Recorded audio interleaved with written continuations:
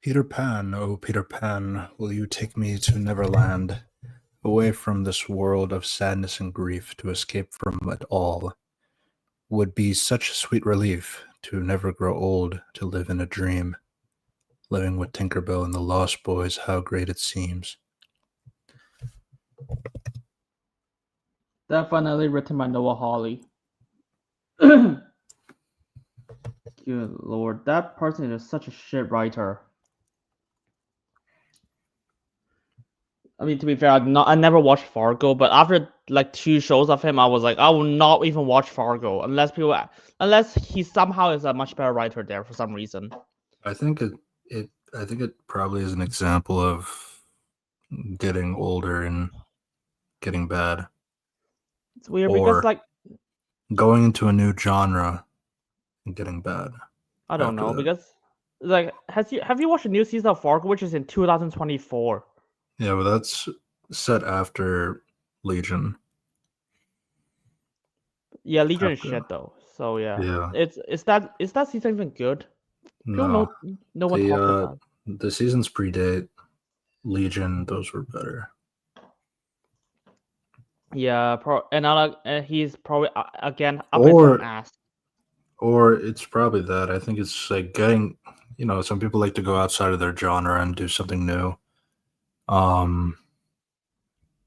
Because Fargo's like a crime kind of show, murder mystery kind of show. So it's like, all right, okay, it's like something you got there, and then you go into supernatural superheroes because everybody else is doing that now.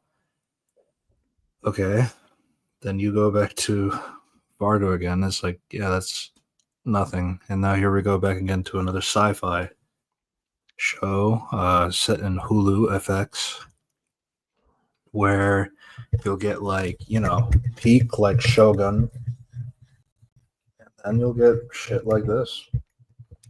It's weird because like I was like Alien Earth is made by the same studio as like Legion. That's what I remember, like FX Studio.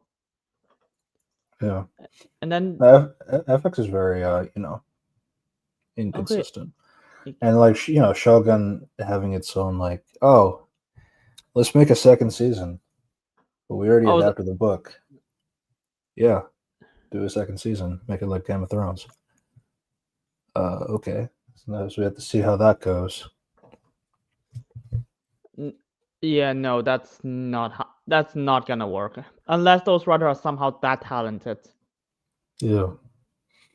The benefit with Shogun is like it is based a lot on actual Japanese history and all that stuff. So you could technically tell a story if you wanted to.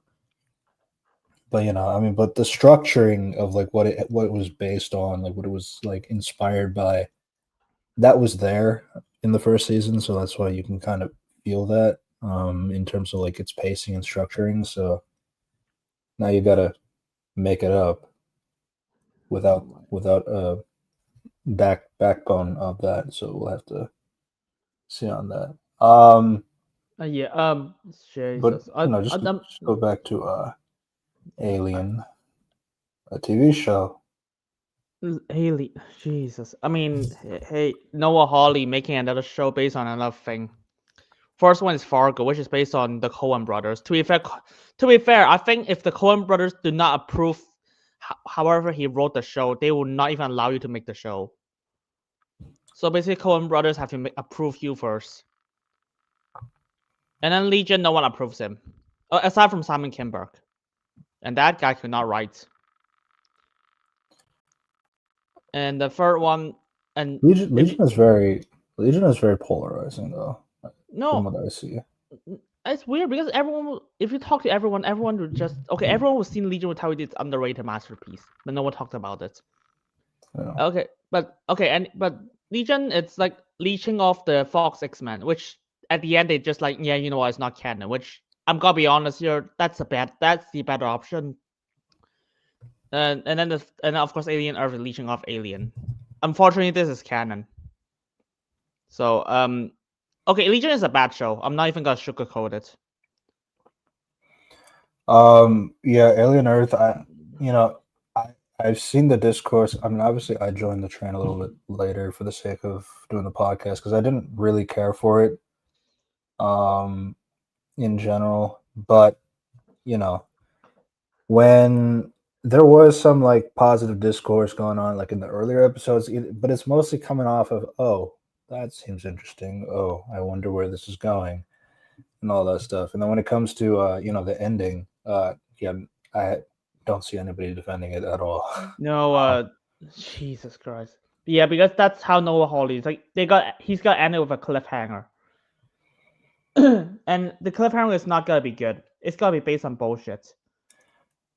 Well, like here's the problem because like obviously this is becoming like a massive problem with like TV shows in general is that they have a big massive brain rot of like I need to have something for the next season disease like where okay, can we have anything end with this season? I mean, I guess there's like some things, but like nothing major really. Um yeah, everything just needs to feel like an open like it feels like everything here felt like it was the penultimate episode. Like there's one more episode and then it's gonna end the season. Oh, Which, it's yeah. over. We have to wait for either 2-3 years for the next season, or the show gets canceled, and then you look even more like a jackass. Yeah, Uh, this is for that. it's weird because how he wrote it is like every single time Noah Hawley wrote an ending, I was like, oh, I'm gonna resolve this like at the very beginning of like the last episode. I think he's gonna invent a brand new conflict out of nowhere, and just like That here's a new conflict, and let me just roll a cliffhanger and quote unquote resolve that conflict. see honestly like the ending of Seven with like what did you do that could work as a season one ending. Like it's not a great one, but like at least it's like, what did you do? But it's like it's at least like some kind of like engaging thing to make you think about what would happen in the next season. And everything in episode 8 just feels like a brand new thing. Oh, now Oh we rule. But we'll get to that. no, don't worry. And I'm gonna talk about like how does Noah Hawley write things. I mean, if I did not see the name Noah Hawley, I would not even watch the show, and that is not a good thing. I wanted people to know how dumb how this writer has always pissed me off so many times. It's like Yeah. for me, he's like Damon Lindelof. Of course, he can write occasionally, but like he's always relies on mystery box and intrigue, and Yeah. his dialogues are so Shakespearean. Okay, so So stupidly Shakespearean. so what I so obviously we have like two different eras of Noah Hawley because like I can at least talk a little bit more about Fargo. From that side of things, one of the biggest differences from there is like, well, Fargo is an anthology show, so like every season has a new set of characters, a new set of people that you follow. So every season has its ending as to like what like those characters are going through for the season. Then there's a full structure. The plot is over. On to the next season. Brand new set of characters. Brand new set of plot. Things to do there. And honestly, um, uh, obviously, like anthology series have its own like kind of like pros and cons. Some people get really attached to the characters, and then they want to see more seasons of them. But then it's like also, you just have stories with like multiple things happening in the same town, but with different sets of characters, and it's like, okay, I mean, it makes it feel like it's more like a lived-in kind of community and all that stuff. I feel like, well, obviously, like Alien is like kind of a bigger franchise in the sense of like there's like so many factions of people, so many like the synths and the hybrids and the cyborgs and whatever, and the actual aliens themselves. Even if you want to like ignore them, fine. But I mean, like, there's like so many things in the universe that you could just like do um an anthology season with if you wanted to. But yeah, we can't do that. No, I mean, Um, yeah. I don't even think this guy can know how to do world building at this point. Okay, it's weird because I say that season one of Legion is good, but like if I somehow rewatch season one, which I do not intend to, I would probably think it's bad.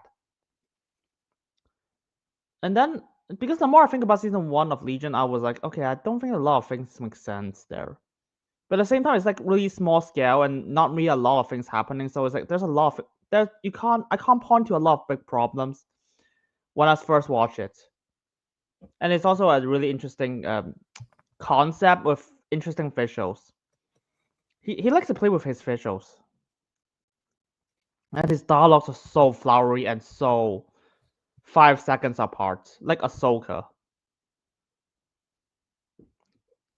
Yeah. And season okay, so if you don't know this, Alien Earth's character, like the main character, is basically like 2 characters combined in like Legion. One of them, it's Well, let's I feel like we should yeah. first probably get more into what is the show, before we get into the characters themselves. So Alien Earth is your sci-fi horror television show, obviously created by Noah Hawley. It's the first television series set in the Alien franchise, and it's set 2 years before the event of the 1979 Alien film. So keep that in mind. We talked about, we're going to talk a bit more about the characters, but like, so basically, so this story is taking place in 21 2120, and that's 2 years before Alien 1 with Ripley and all them.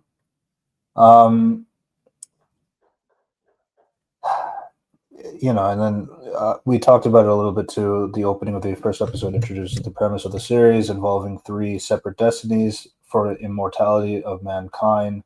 There's the cybernetically enhanced humans called cyborgs, artificially intelligent beings called synthetics or synths, and synthetic beings with downloaded human consciousness, which are hybrids. First question, yeah. Mm-hmm. I already have like one question immediately when I first see the first sentence. I was like, why are there no cyborgs in the other Alien films? Remember, Alien Earth is like a prequel to like Alien Onward. So like Alien Romulus, Aliens, Alien 3, Alien, what's it called? Alien 4, I forgot, Alien Resurrection. They're all like sequels, and they should have a lot of advanced technology. It's like, oh, and it's like, by the way, there's no cyborg humans in any of those films.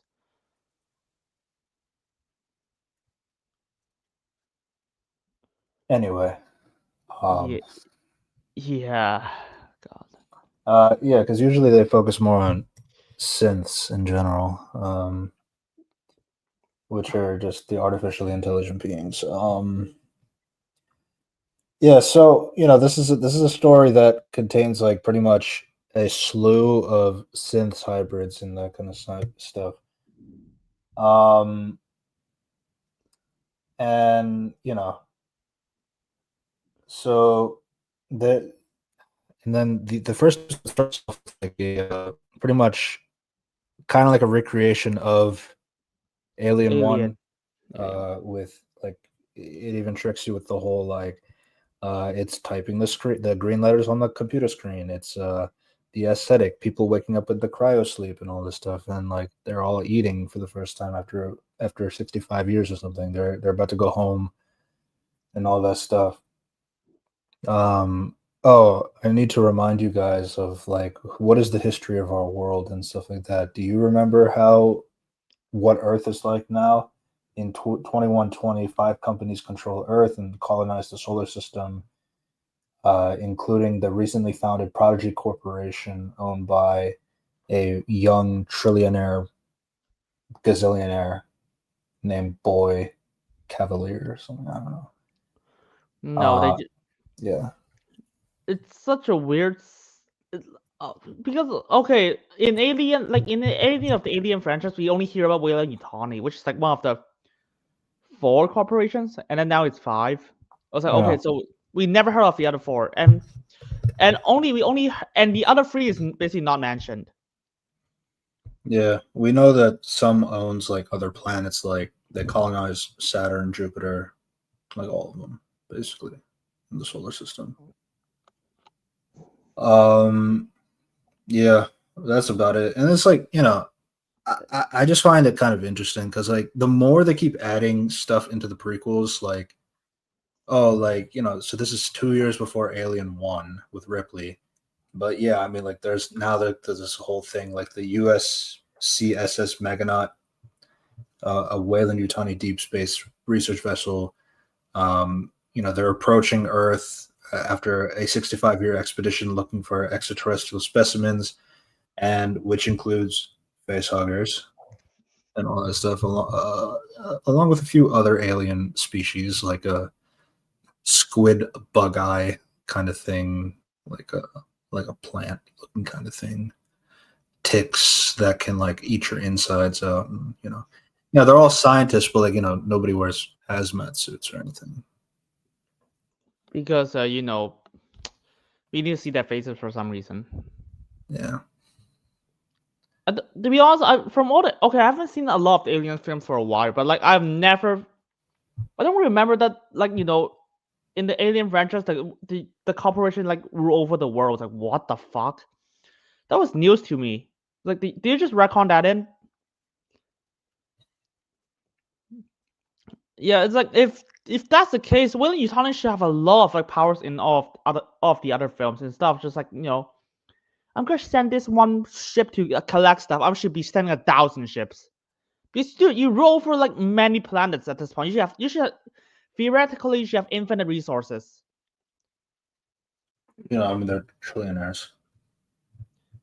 Yeah, it's like fuck that. You guys should not be trillionaires. You guys should be yet quintillion-aires. Yet they can't afford basic security. Okay, yeah, that's Noah Hawley. Whenever you see it, more than cameras. Yeah, whenever you see this guy write companies, just remember, just default he could not write anything about rich people, or how companies work. That's how I watch Legion. Oh, good lord, season 2 is such a mess. So that's like so yeah, first season like they just shot for short remake, and then just like the ending was like, oh, one of the woman was like, let me in, and then the cyborg just sealed her, and then crew dead. Yeah. So first off, in the first episode, they do this kind of thing, and then they keep sprinkling in like with. By the way, these episodes should have epilepsy warnings because they would just randomly sprinkle in like, oh, here's all the action cool alien xenomorph fight stuff, but like you don't get to see it because it's all stitched behind like an overlay of a conversation or something. So every time they do it, it's like this epileptic kind of like horror. I don't know, like it's just a vibe, I guess. Or like the other weird thing is like they would put like 30% opacity on like what a character is thinking about and like show something that they're thinking about, I guess. And it's like that was a directive choice, I guess. But then don't worry, because you'll actually see what happened in episode 5. But yeah, that crew that you saw in the beginning of episode 1, they're all dead. They don't really matter. The only real connection you'll see is like you'll see the xenomorph like killing that one Eva Mendes looking kind of lady, and then then it tries to walk away, but then the xenomorph walks backwards to releasing its phallic penis looking head backwards. So it's a funny shot. But then it looks into the door and sees that the other guy, Morrow, who's a synth, is there. So tries to open the door. Like, mother, open the holding bay, kind of a thing. He's not a synth, but like a cyborg, and which at this point I was like, what? The cyborg is so lame. Let's be real, the cyborg in this show is so lame. And he's like, and I guess spoilers, he's like the only cyborg in the entire show. Oh, he is a cyborg. He's a human with some synthetic parts. Okay. He has a I couldn't really tell. echidna. There's like, oh, I think the only thing that he even do is like he has a knife and has a blowtorch. How many times did he even use like his cyborg shit? I was like, I don't know, once. Yeah, he extended hit like when again the Eva Mendes looking character, she let me in, and then he pulls out his finger, it converts his middle finger into like a blowtorch. Okay, cool, I guess. And then he seals, he welds the door in so that she can't open it at all. Yeah. So as for the reason why he wants everybody to die, no clue. No, because he's just okay. Even after episode 5, I'm not even sure what the fuck is happening. Yeah. But that's from episode 1. That's it. But like, you see, the thing is, like, the reason why like it feels like none of this matters is because, well, one, the flashback episode happens all in episode 5 with these characters, because the real plot of the entire show is actually focused on a island on Earth, which is known as Neverland. Now, okay, it could be a cheeky reference. Fine. I mean, this Neverland is like it's a unique name, I guess. But you see, actually, the thing is, this again, we talked about this trillionaire genius boy who has figured out all kinds of shit growing up. Super intelligent. You got it. You have to please believe he's intelligent. He, makes a bunch of there's like this girl, and she's like she's like a sick patient, and like clearly gonna die eventually. And so he basically has this thing. It's like, okay, we can take your consciousness and put it into like an adult body, and basically you'd be able to continue to live, but outside of this physical weak body, and live into a robot essentially. So that's kind of what it is. So the way that they kind of engage is like, well, we're on Neverland, right? So why don't you watch this movie of Peter Pan? And it is, the Disney's Peter Pan. You know who owns Hulu now? Disney. So there you go. It's all connected. Genius. The subtlety is so. How to explain it? Like if there's 1,000 nukes are smashing in your face right now. Do you get it? And then that's not mentioning the fact that I was like, wow, is this the first time you explained this process to a child? Yeah, but you see, and which is kind of weird because like, not only is like, so because like there's like there's a Timothy Oliphant, his character, but then it's like we also learned that he is also a synth as well. Well, I guess he's not a hybrid though, so it's like it's different. It don't. Yeah, I guess he's just a he's a synthetic, so I guess he's so. And also, okay, so what I'm getting is, so hybrid is a human who's getting their mind transferred, a human mind that's transferring into a synthetic robot. That's what makes them hybrids. Okay, then like the concept of a synth then is like, so a synth is just something made from the ground up. So like, what purpose do you have to make a human brain go inside of a synth? Like like if you can create a synth from the ground up, like make their own consciousness, make their own brains to do whatever you want them to feel and that kind of stuff. And it's like, I don't really see what the purpose is of, because like, they explain the, why do we use child brains to make these kinds of hybrids? Because, well, the child brain is like very malleable, so like you can like shape it and form it into whatever you want, whereas like an adult brain is already hardwired. You can't really. So that's like the justification why they bring in like the other kids to come in, and they're all called Lost Boy characters because, again, the guy really loves Peter Pan, I guess. And what's the character of the main character? What's the name of the main character she gave herself? Wendy.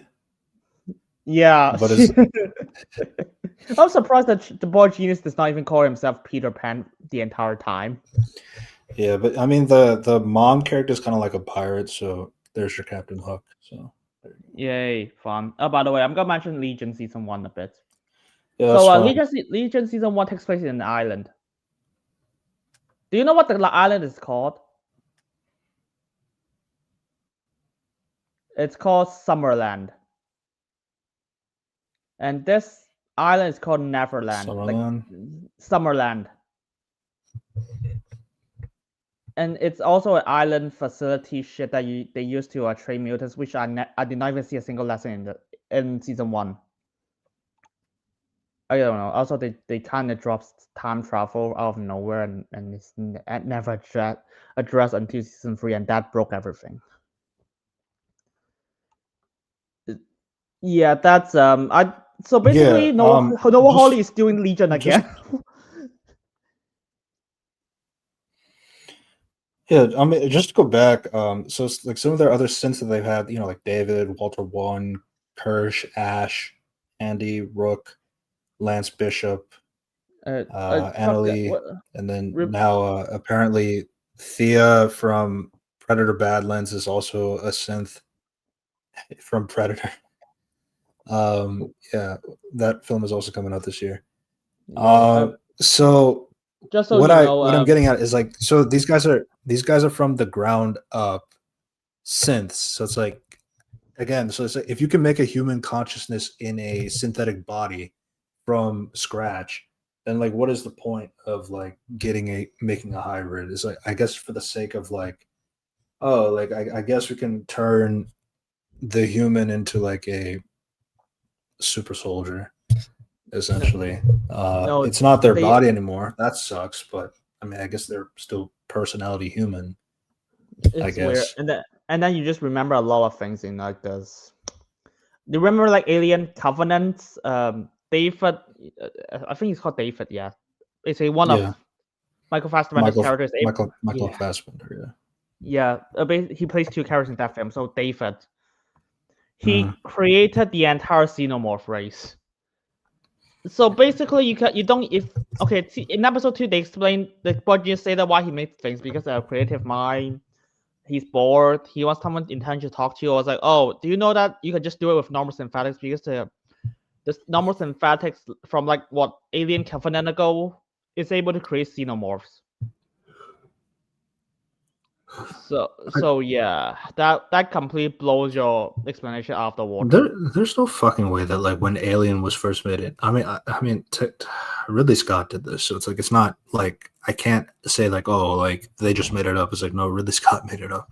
But it's like I just can't believe that from the 1979 film, and like the whole like horror tension, like that kind of thing, like survival aspect of the movie. And like this is the direction that we go through, like all this like nonsense kind of shit with the aliens, explaining where they came from, explaining how it was destiny that humans and xenomorphs were supposed to interact or whatever. Mix God into there because why not? Now we're going like heavy into like the synth Weyland-Yutani kind of stuff, which is that's not a bad idea. I mean, especially since like before we didn't really know that much about Weyland-Yutani in general.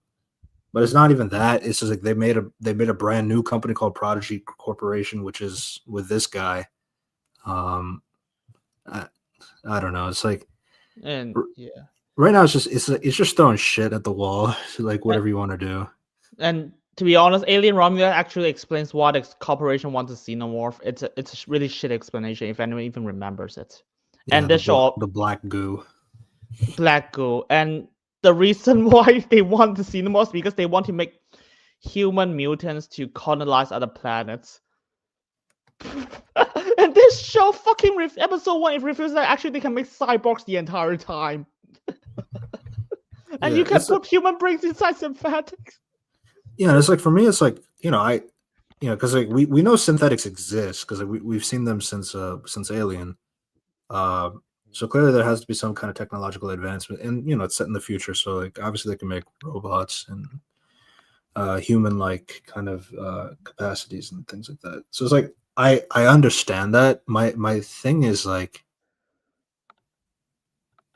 I'm kind of I'm kind of lost in terms of like the world building in terms of like so what exactly do you want out of like these things and like obviously like the other thing that was like heavily questioned from the beginning even prior to like the show coming out was like how do we really explain uh the timeline aspect of like you know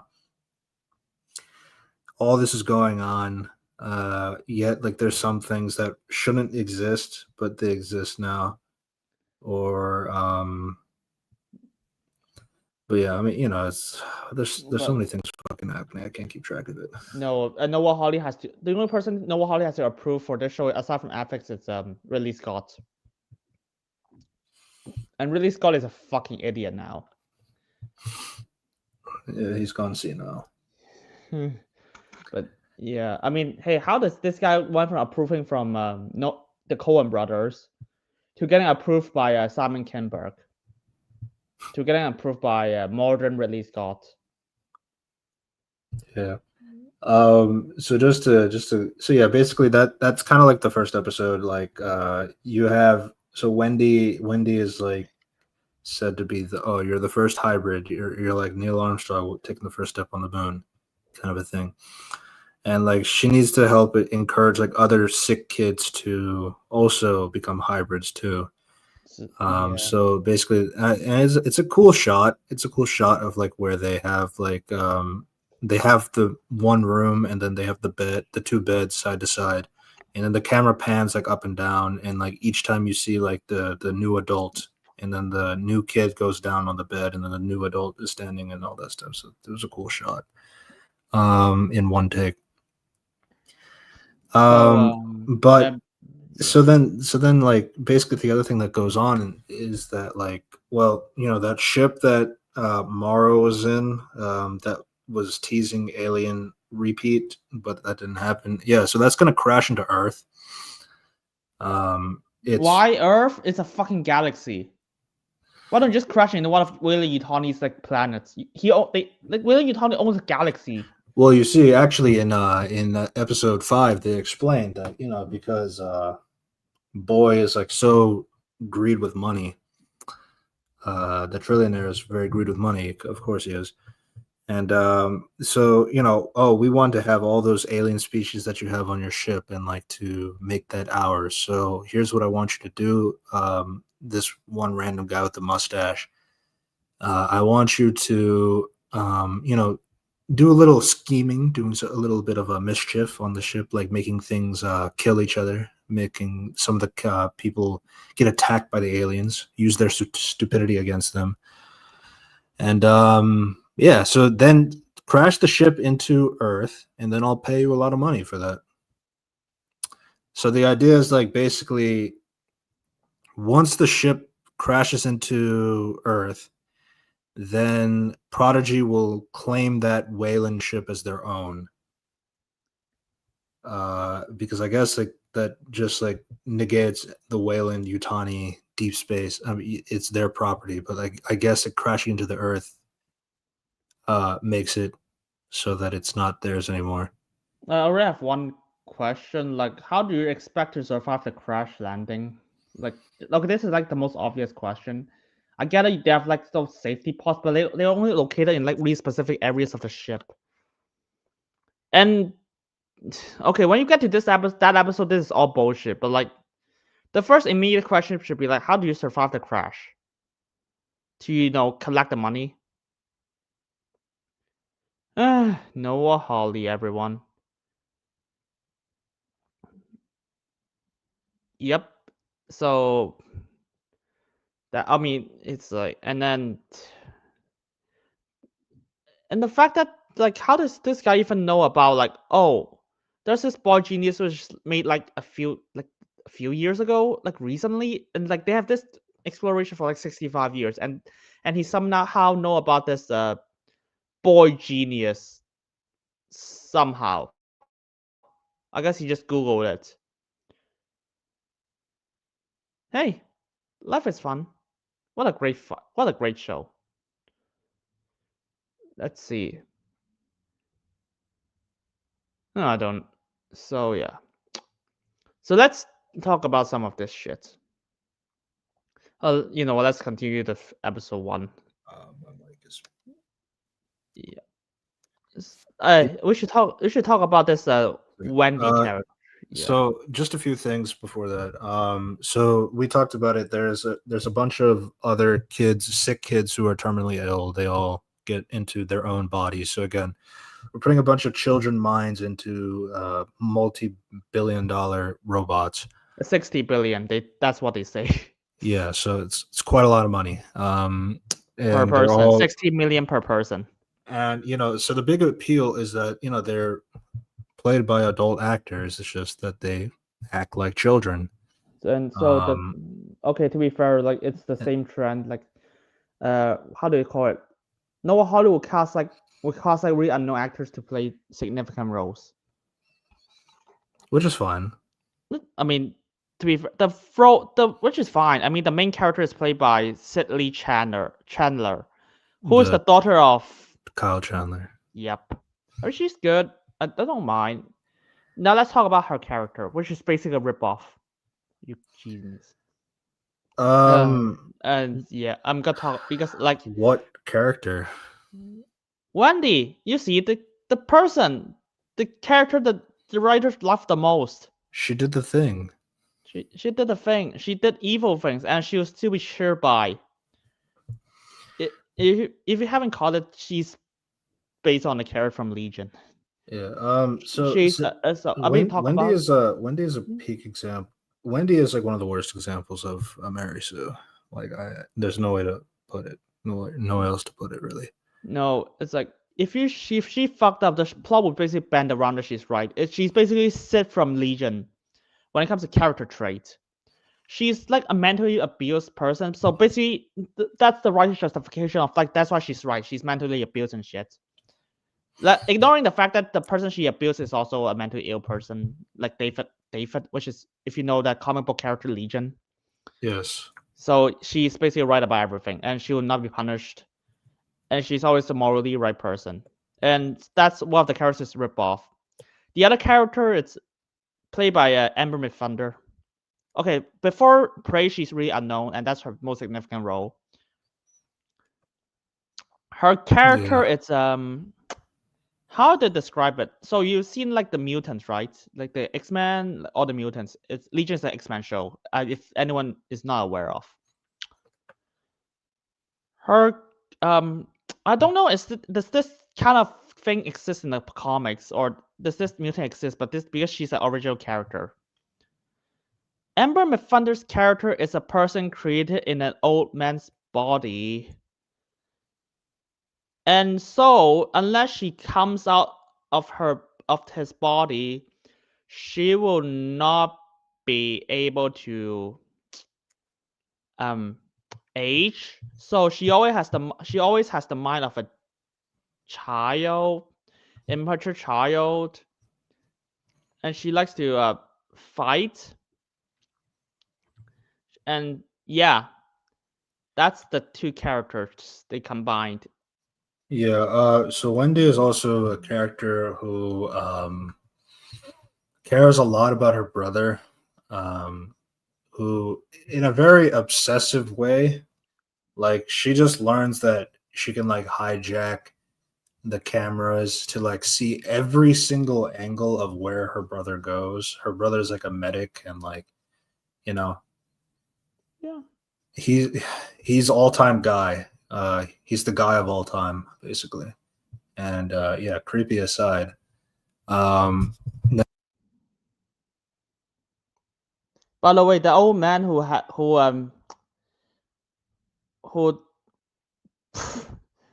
as Amber McThunder's characters live in, it's played by Mr. Noodles from what's it called? What's the show called again? Fuck. Sesame Street. Yeah. Mr. Noodles is in the Marvel project. Hey, that's fun. Anyway, yeah. Wendy being a combination between like Rachel Keller and Amber Midthunder's character. So yeah, she'll be a children with a mind of a child, and she'll never be wrong. Isn't that amazing? Hey, don't ask me about what happened to Red. His mic gets a lot of problems. It happens. Hey, he's back. I think I need to get a new mic. Yeah, so Wendy, she's pretty much tasked to oversee the other children who are also like her now. They're all named after other characters from Peter Pan as well. Slightly, Curly, Nibs, Smee. Yeah, because again, I just really, really, really love Peter Pan. I don't even remember he has that obsession in Legion. To be fair, this guy loves. I think he only did it because, like, oh, we're owned by Disney now. That what It's is weird. what is the one project in Disney that focuses on an island? Not Epstein Island, by the way. No, it's Neverland. Okay, there we go. Okay. Oh, cool. I thought he's gonna say Alice in Wonderland. That's also cool. Yeah. So we talked about Wendy is a very, very big stalker. And this season has throughout, like, damn, I didn't know you had the power to do this, because like every episode she's like, she learns she has a brand new power, like a brand new superpower. So here she learns that she can, like, hack into all the screens and see every single screen on Earth to find every single angle, whether it's on a cell phone or a tablet or the TV or anything, to just look at her brother. Man, he's a very nice guy. He's a very, very nice guy. Cool. That was creepy as fuck, you idiot.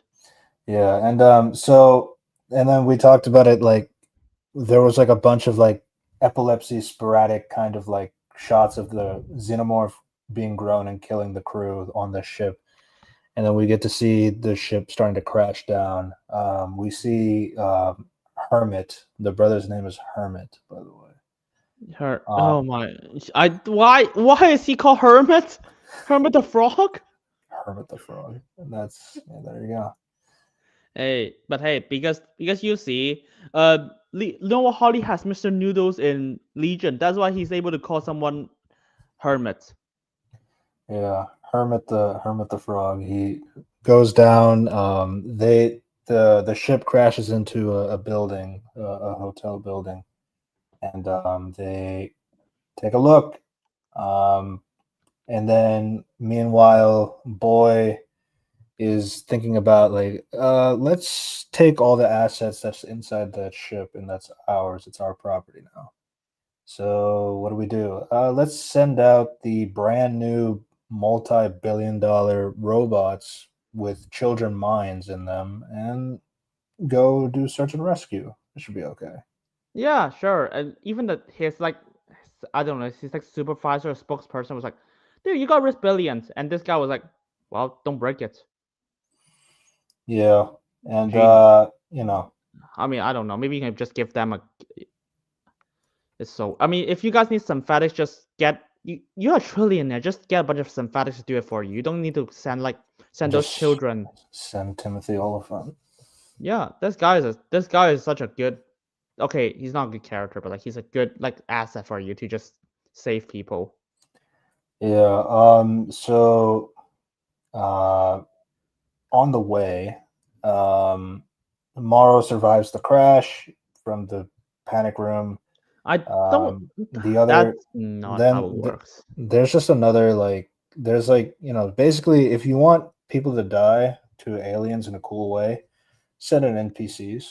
Because yeah, we just see a bunch of we see like some random soldiers. They go no name. So obviously we're gonna use them to prop up the brand new alien, which is like a leech-like kind of specimen.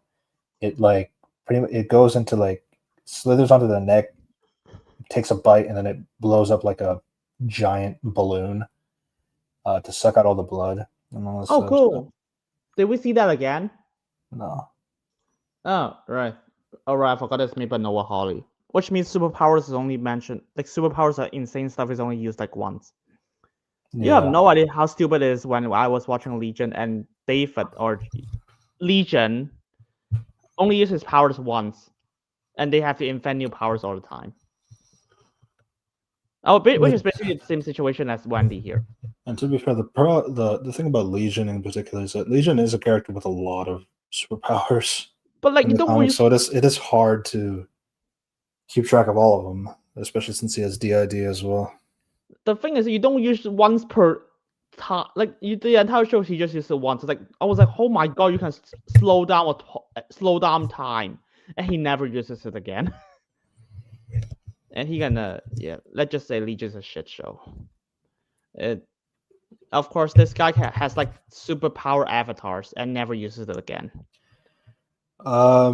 Some of these later episodes kind of blurred to me in terms of like organizing it. I'm kind of just going based off of general because it's, I mean, like there's dialogue. So I'm gonna be honest. It's Noah Hawley dialogue. Basically, the dialogue is like, "Oh, do you understand? Oh, this is deep. This is really deep. This is actually really dumb." Yeah, this is how characters are delivered. They just have to sound like really deep and with like shallow field close-ups. And characters have speak so slowly, and the words are so flowery, and it means nothing. At best, it means nothing. At worst, it's shit. Nothing And makes then sense. all the Lost Boys, they just sound like a bunch of children because they are a bunch of children and grown people, adult bodies. Why don't you just give them guns? Okay, I don't know. You just don't train them with. If you guys go to Restoration, it's like I'm gonna give you guys weapons. Yeah, but they're super soldiers. They'll be fine. Sure, that makes total sense. It's not like a gun can just kill a synthetic. So the next episode, Boy explains that again. His name is Boy, by the way. He explains to his employee that he formed the hybrid project to allow humanity to compete with artificial intelligence, and he is granted Wendy additional abilities as he wishes to create a person smarter than him. But then I guess he's surprised that, wow, you're way too smart and way too powerful. She's not smart, she's just more powerful. That's it. No, yeah, I don't even know. Why is Wendy smart again?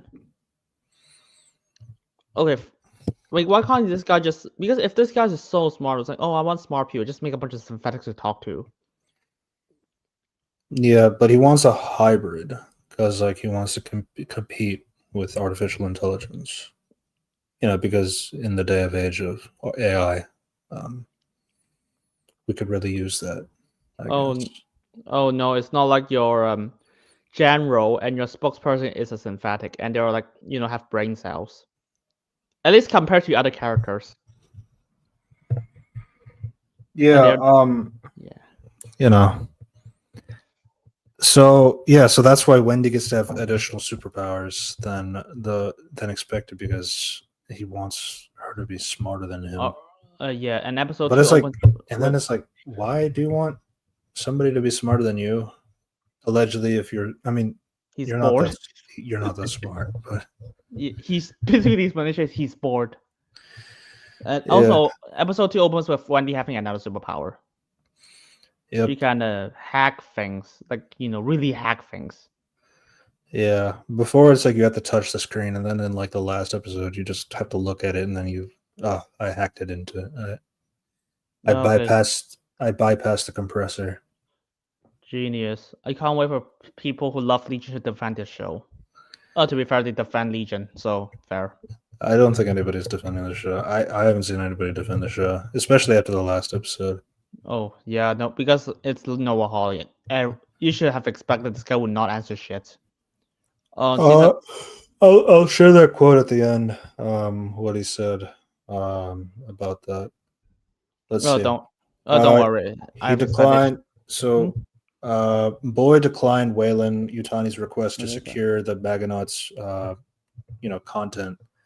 Warning: any incursion to his territory will be considered as a hostile attack. That's mainly it from that perspective. We need a really, I guess it's just. And then the next thing is like there's pretty much a subplot with Joe being chased by a xenomorph, and he's separated from his colleagues, and it tracks him to a higher floors of the tower. So apparently they were having a party in the tower too. That was just crashed. I don't know how that happened. I don't know. I don't even expect this is something from something written by Noah Hawley. I thought he's just gonna make this so that serious. Actually, this is written by this is directed by. Okay, no, he wrote this. No, he wrote every episode. He wrote every episode. So I guess his co-writer. No, he's the sole writer. Fuck. How does this guy even write? It's just a few episodes. He has help with some episodes, but he wrote every episode himself. And all the help is just and the English and not the symbol and. I was like, wow, it's this episode he wrote. And just by the way, I need to mention that the hermit guy did not even shoot the alien. With guns. Guns are just aesthetic. It looks cool. Should I use it? No, it's just decoration. Oh, okay. It's not like aliens are, weak to guns. But who cares? And then when they use the guns, it's with rubber bullets. Genius. Oh my god. Yeah, and hey, we have. I want to mention one setup before we can progress, like ending of episode 2. We have to set up this. I don't know, like Indian kid. I was like, he's actually really bad at keeping secrets. So she tells him, "My brother is there," and he just tells everyone, her brother is there. Yeah, that's all you need. That's all you need to know. Because she's dumb. Slightly. Yeah. So yeah, Joe is being chased by a xenomorph, separated from his colleagues. It tracks up to the higher floors of the tower. It kills like a soldier. It kills an NPC soldier, and then it massacres an apartment of wealthy residents who did not evacuate. We don't get to see a lot of that at all because I guess this M-rated show is like we don't want to see the xenomorph killing people. I guess. Xenomorphs are overrated. But hey, because we need to and I don't even know what the fuck is a xenomorph. Remember, xenomorph's plan is just to impregnate people to give birth. So you think that he'll just like capture those to give birth himself, to just massacre them immediately? You know what's weird though? Speaking of this episode, because it also brings back the eggs, and it's like, where's the queen? I don't know. They just kind of forgot about it. All right, Noah Hawley said that they should not treat this show as canon. I should not treat a lot of things as canon. I don't even know what's canon in his mind. To be fair, I don't even from Alien itself, the franchise. I don't even know what they consider as canon either. Yeah. Let's just say Noah Hawley is so lucky that it looks like AVP is about to be canon again. So great, awesome. Let's just say Noah Hawley is so lucky his show is not canon. He decided not to have, or at least Fox decided not to have his show be canon to the Fox X-Men. That is so lucky for him. Or else people go rip that up. So so it kills a lot of people. He is saved by Joe is saved by Morrow, who gets tasered, and so they tase the xenomorph as well, but it regains its consciousness and escapes after killing numerous other soldiers, sparing Morrow because of course he's the named character. And then arriving in New CM, the hybrids Toodles, Smee and Nibs and Curly, they all encounter 2 other dangerous extraterrestrial specimens. Cool. Are we gonna expand on those? Are we gonna expand on like how are those created and what they want? What do they want? Nah, except for the eye, Yes. I guess. And So Wendy locates her brother with the help of Slightly, another hybrid, and Joe does not recognize her. And then Slightly reveals her true identity to a shocked Joe, who believes Wendy Marcy had died already. They encounter several xenomorph eggs and are ordered by Kirsch to contain them until a hazmat team arrives. Joe is dragged away by a xenomorph, and Wendy chases after it, and then that's how the episode ends. yeah, so what do we learn about in this episode? Um, Joe is having conflicting feelings because I know they're not saying he wants to fuck his not sister, but they, I don't know, they do some goo eyes here and there. Yeah, It's kind of weird. it's. I mean, That's what I learned. I learned the fact. I mean, I'm surprised they have this like reveal like in this episode already instead of drag it for a lot longer. They just after he just asked 2 questions like, yeah, you're my sister. And I was like, you're working for a trillionaire corporation that rules over planets. You should have more confirmation first, as the very least. Oh, we forgot to mention that the reason why we learned that, um, you know, she cares for her brother a lot is because they used to watch Ice Age when they were kids. It's like, Yeah. yeah, and you actually get to see like the opacity shot of Sid the Sloth, and it's just like, oh, it's like, and the flashback scene is just like it's just a kid and a younger sister like laughing watching Ice Age, and it's like, Cool. They can't even like have dialogues like "I care about you" because you're sick. You know, the most basic shit ever. she was dying, like I don't know, it's just like a generic kid and girl watching a movie, and it's like it's really funny because like I don't know, I guess like an adult Joe Hermit, he's like watching Ice Age at his age, which is fine to watch Ice Age at any age and all that. But like, and then it's weird because like then she's also watching Ice Age, so that she's watching him watch Ice Age. That she's being watched by the company who's watching them watch each other. It's like I don't know. It's like it's really creepy. But that's just how that's family, I guess. Yeah, I mean, Who cool. else wants to fuck their brother? I mean, it is I what don't it is. know. I mean, hey, if this is Game of Thrones, I guess, but like, this is Alien, so fuck you. Yeah. Metamorphosis episode 3. So then now we get some of the characters questioning like Nibs and Curly. Why are we named after Peter Pan characters, and why does Mars get to be named Wendy? Because Doesn't matter. because just literally the explanation is because.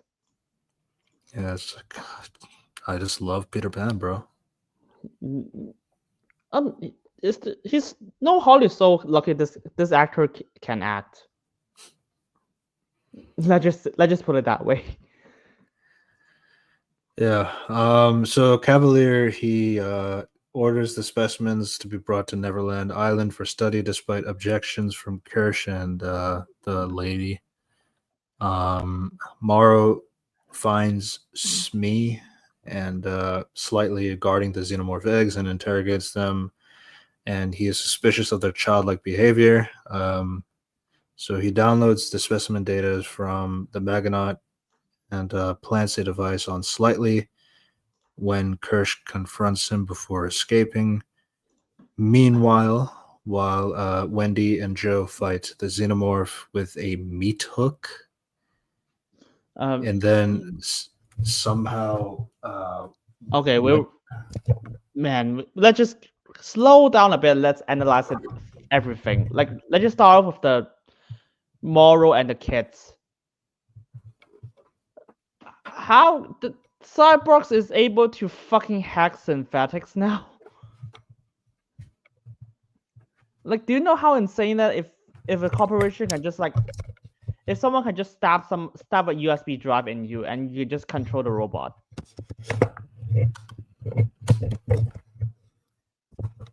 Not control the robot. At the very least, you can see what he's seeing, listen to what he's hearing, and Yeah. somehow he's able to talk to him, even though this hybrid stuff is brand new and no one knows about it.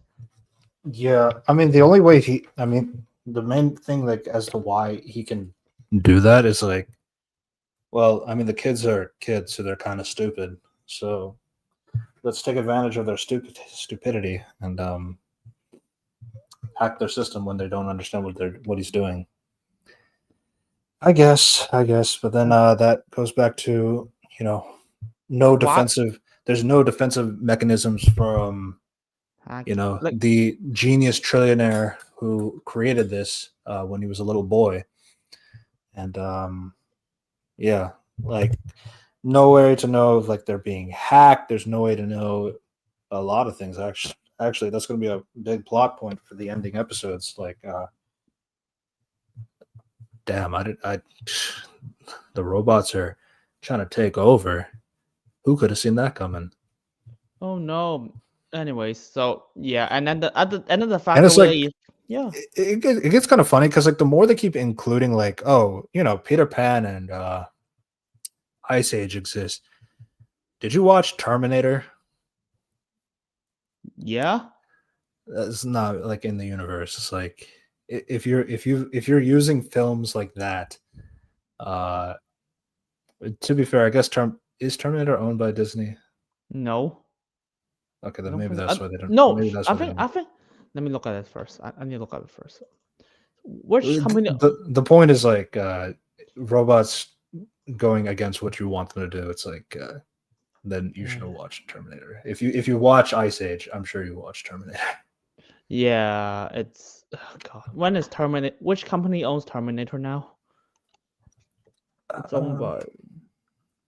Oh God. Terminator franchise is owned by Studio Canal. Oh wait,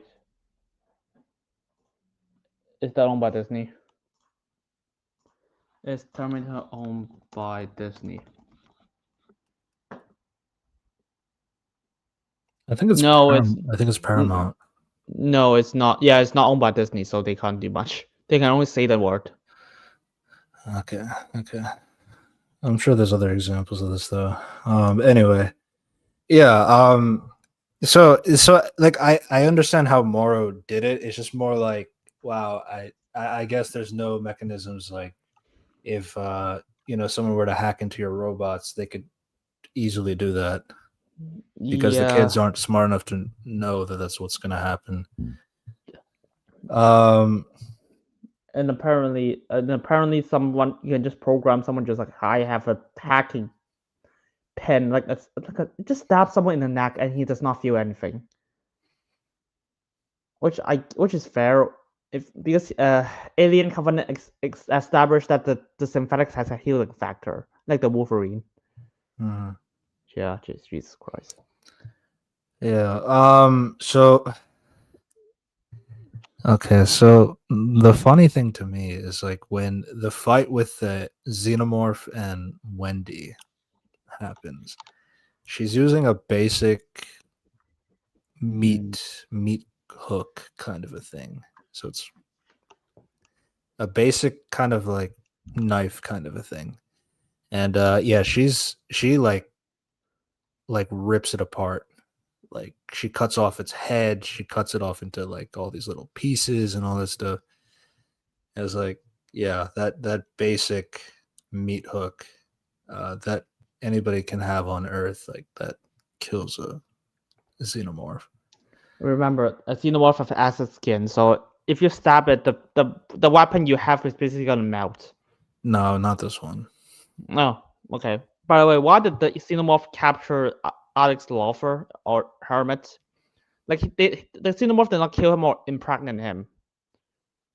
Why is he like captured in one of those? He has a thing called plot armor. Fair. Yeah. Oh well. Yeah. Yeah. So yeah, again, like, I mean, they do show that, like, the xenomorph is like, it does like the thing where it's like crawling on the ceiling, and it gives a little drool and stuff like that. It has like it does drop a piece of like acid, which he pushes Wendy out of the way, which then it lands on his jacket. He takes it off and all that stuff. Okay, so No, I mean, wow. The fact Noah was like, no, the acid should have melt through your skin already because it can melt through metal instantly. yeah. Yeah, and then like suddenly she's gone. Then he literally like stabs like his tail, like the alien stabs like through the tail into his lung. But Joe's not dead yet. And then this is when, like, Wendy fights it with the meat hook and, like, kills it with a basic weapon. Then she collapses. Oh, by the way, never see it. We just cut again. Yeah, no, yeah, Oh, because it's funny because like they both go inside the room, and then they close the room, and like you just see Joe's reaction, hearing like a bunch of like that kind of stuff, like the sound basically. And then when Joe eventually crawls his way into the room, you see that, like, yeah, the alien is already dead. Wendy's like looking over it like a badass or whatever, and then she collapsed with the white stuff that comes out of her head, because that's, for them, cum is blood. So Fun. yeah, and then he also collapses as well. They both go back for help, and that kind of a thing. So yeah, so they have serious injuries. They go back to the island. Joe has surgery, and Wendy is Yeah, just feel better, kind of a thing. and then And then alien calls her. it calls to me. Um, Yeah. So it turns out, well,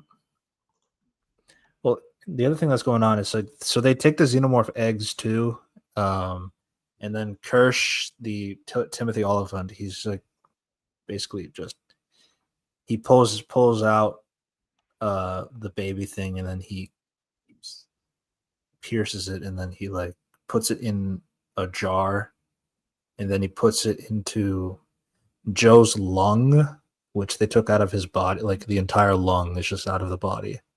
yeah, that was how do you give birth an alien through a lung? And it's like what made you think this is what you need to do, or like And that? also, remember, there's a stab through the lung. There's like, what is the stab? Do you remember there's a stab mark in the lung? It's like it's there. It's just like it's kind of hard to see. I don't know if it's because the bad CGI.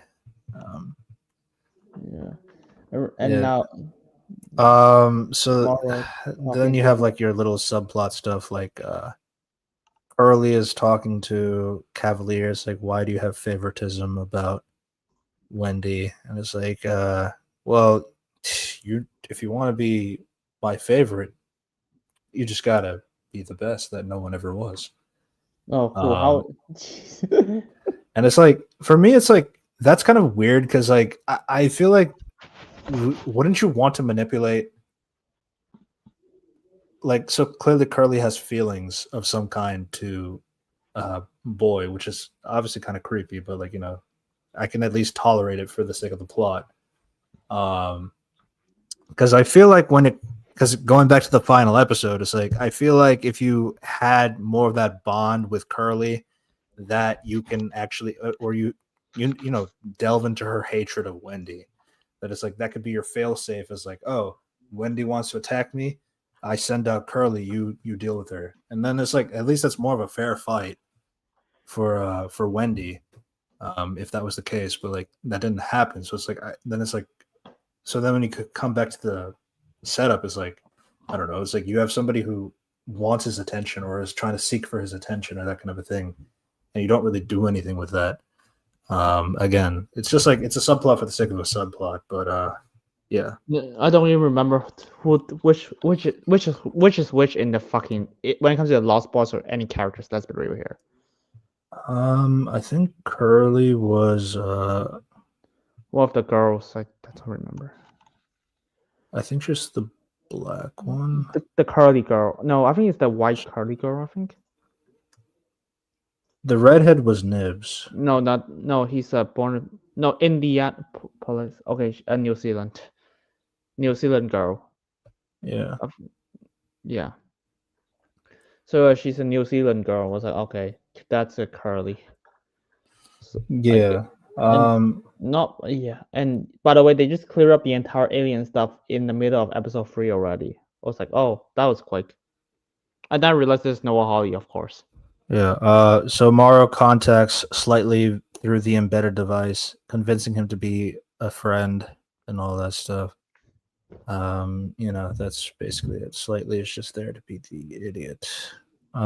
Kirsch, Toodles, and Curly dissect the face hugger and introduces its larva into Joe's lung, removed from surgery. Wendy wakes up seemingly intercepting signals from the xenomorph egg, which causes her pain. And she collapses in the laboratory containing the eggs. And and everyone we learn that she can speak the xenomorph language. And then at the end, someone walked out of the room and no one notices her on the floor. That was amazing writing. That is amazing, guys. Also, remember, Prodigy is monitoring the entire planet, and somehow they could not find this Morrow guy walking in broad daylight. And he's talking to one of the Lost Boys, the Indian guy, the Indian Lost Boy. Slightly. So yeah. And hey, that's writing. Also, they cast the person who's in charge of Weyland-Yutani. Previously, it's Guy Pearce from the Prometheus film. Now they have I don't know, why did they cast like a South Korean actress? Yutani. Yeah, Yutani. I'm not even sure how Yutani works, because Yutani, the creator of Yutani, died in Prometheus, and his daughter died as well. And I was like, wait, who controls Yutani? Yutani. Sure. Her name is Yutani. Yeah. Okay. I guess Guy Pearce fucked a Korean Asian girl. That's all I got. That's fine. But like, that's not true, because we see Charlize Theron is a pure white girl, and he's like Yutani's son. Yutani's daughter, I mean. Yutani the second doesn't say that though in the names. I don't know. Yeah, someone definitely did not. I trust that Noah Hawley said that he did not really care about Prometheus. Yeah. So just to go to episode 4, observation. Wendy wakes up. So basically, like, so she realizes that she can hear something, but like she needs some help to like. So the guy character, I think his name is Arthur, he adjusts her hearing, so now she can hear the xenomorph egg without experiencing pain. And now she learns that she can discover how she can speak to xenomorphs with their language in a frequency audible to humans. And God, like I fucking hated this creative choice of like, let's just zoom the camera into her mouth of Sydney doing like that kind of stuff. Like it just looks so bad. Yeah. Yeah. God, I don't even. Yeah, that's certainly a choice. I know it's Noah Hawley, so basically he came up with insane ideas in terms of franchises. I was surprised that I was like, oh, you're gonna have this character talk to your alien, and I was like, oh, so is the show gonna say that aliens are the good guys? Remind me of Alien Resurrections again. In terms of like, I know like that film does a lot with like So inbreeding aliens with humans and stuff like that. Oh God. So basically, what do you want to remember? That film has like Weyland-Yutani 200 years later after Alien 3. Weyland-Yutani like has like this captured like the Queen Xenomorph and a lot of eggs and stuff off screen to hopefully produce a clone of Ripley with alien DNA. Not okay to clone Xenomorphs, and to do that they have to clone Ripley. Isn't To so like clone what I meant Xenomorph. is like she's able to like communicate in some way to the aliens, all right? Yeah, but like I don't remember That's he because it made was any sound.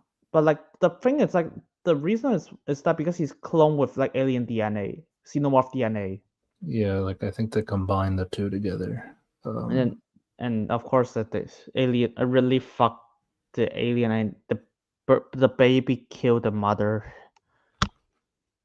You know. Yeah, classic incest. Yeah, okay, but the thing is that's 200 years later than they invented cloning, which I guess, but like if you have this in place, I was like, my God, you don't even need any of the cloning shit. Just make a bunch of xenomorphs. Just make a bunch of what's it called, synthetics. Yeah, I was just wondering because I remember that plot line. But I guess 200, 300 years earlier, a synthetic was able to also speak the xenomorph language out of contrivance. Contrivance. And hey, 200 years later, no synthetic is able to hack everything. That's a quite a design flaw you got there. Yeah, she has all the powers. I got it. I got all the powers. I guess. Kirsch and Toodles again. They're just names at this point. Kirsch is Timothy Oliphant. That one I don't remember Just, Toodles. at this point, just say if it's a famous person, just say the name, just say the actors. So yeah. So they test the Trypanotachia oculus, the octopus-like creature, on the sheep. So the eye squid thing, they test it on a sheep, and it implants itself in the sheep's brain via the eye socket. It's kind of cool, I guess. In terms of its concept, like it goes straight for the eye, takes over the eye, and then controls the entire body. I guess That kind of a thing. They've been really gassing it up a lot, and maybe it'll be important for later. maybe. Or I mean, we have to mention a few things. Yeah, I would need to keep that for ending. But like, I need to mention a few things about this. Do you remember like how episode 4 opens with like Wendy is turned off her hearing, so I can like power on and off. So we should keep that in mind. But hey, I just want to mention a few lines in that scene. Basically, the brother was like, "Oh, my sister needs some rest," and blah blah blah. And then Wendy was like, "Fuck you! I can talk to myself." Yeah, Wendy is a cunt for some reason. Like the show when I clearly think that she's sympathetic, she's like strong woman. I was like, no, she's a cunt. And that is like throughout the entire show. And the other thing, it's like apparently synthetics like Wendy is able to have has a battery that can power the entire city. Why As you do. Yeah, let's put like batteries in every synthetics. That makes sense.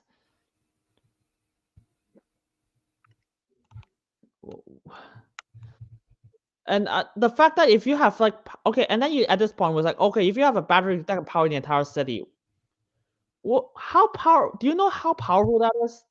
Because that's gadgets and like weapons. Fuck it. Why don't we just put like cyborg enhancement inside synthetics?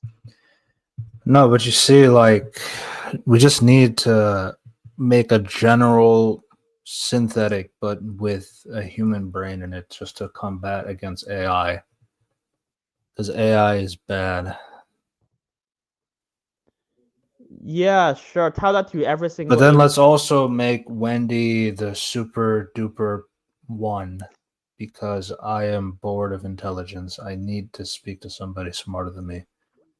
And that's not a hard thing to do, by the way. But No. again, I can't believe the guy who made I can't believe the guy who made this, who put a children inside a robot, has the ability to hack basically everything that he sees.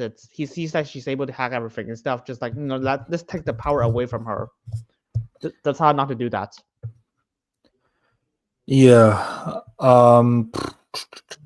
Yeah, so Morrow pressures slightly into revealing his real name as a sign of trust. So he says, like, oh, this is my name. My name is, like, I think Kumail Tomorrow or something like that. And it's like, oh, okay. So then he slightly says his real name as, like, yeah, we're friends now. And then we learn later, yeah, I've captured your mother, so now do what I say, and then your mother's fine.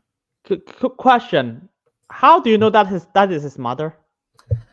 Well, that one is not as hard to believe. Once you know you're doxing, basically. It's weird because like, a lot of people should have the same last name. Yeah, you know. But like when you have like the first and last name combination, you can at least search through the parents, through their health records or something like that. Morrow has some level of competence. I'll give him that. I think he's probably the better character in the show, and that's not a very high bar. No, he's one of the better ones. I mean, it's like, okay, remember the people who are adults are the better ones. Yes. Basically, him and I think Timothy Olyphant. They're both pretty good, like in terms of like what we're dealing with. No, like if they're in that other show, we would forget about them. But like in this show, they're like standouts. Yeah. But yeah. So that part was fine. It's more like, God, Slightly, you're such a fucking idiot. Yeah, I was like, oh my God, that's the point. You're supposed to think he's stupid. And remember, Weyland sees everything he sees, so somehow he's unable to see that he's talking with someone. Yes. No, sorry, right. Not Weyland. Prodigy. Prodigy has like all their eyes have like basically any information that goes into their heads that the company can see that too. I really just don't think about it. No, that would be like when every person it costs $60 billion, maybe they should care a little bit more. I don't know. Yeah, probably. I mean, remember how many kids are there? Like 5, like 6. 7? Yeah. So then he asked him to steal a xenomorph egg. So then the weird thing. So like the redhead girl Nibs, she just all of a sudden claims that she's pregnant. Wait, is that in episode? Is that in episode 4? Wow, that was in episode 4, and it's like Jesus Christ! And it's like, I guess it's like, yeah, like that's a great thing to hear. The 6-year-old in a adult woman body thinking that she's pregnant, and then you have like this whole thing about like the lady. I think her name is Dame. Now, like, let's explain how does puberty and sex work. I guess. What the fuck am I supposed to listen to that shit? Yeah. I remember, to be fair, episode 1, they have like Wendy was a kid, was like, those are boobs. What is sex? I was like, just shut up. What is a vagina? Every single time I hear shit like this, I was like, just stop it. Whoever wrote this is gross. Yeah.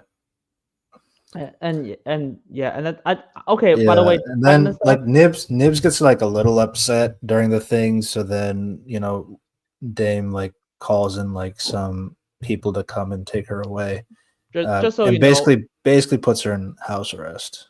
Basically, okay, if I was staying, I would just like, okay, let's get you to a room and let's just have a therapy section. It was like, oh, don't worry about it. You're just in your mind. Everything is nothing. If she insisted, I was like, just be really calm with her. Don't be afraid of her.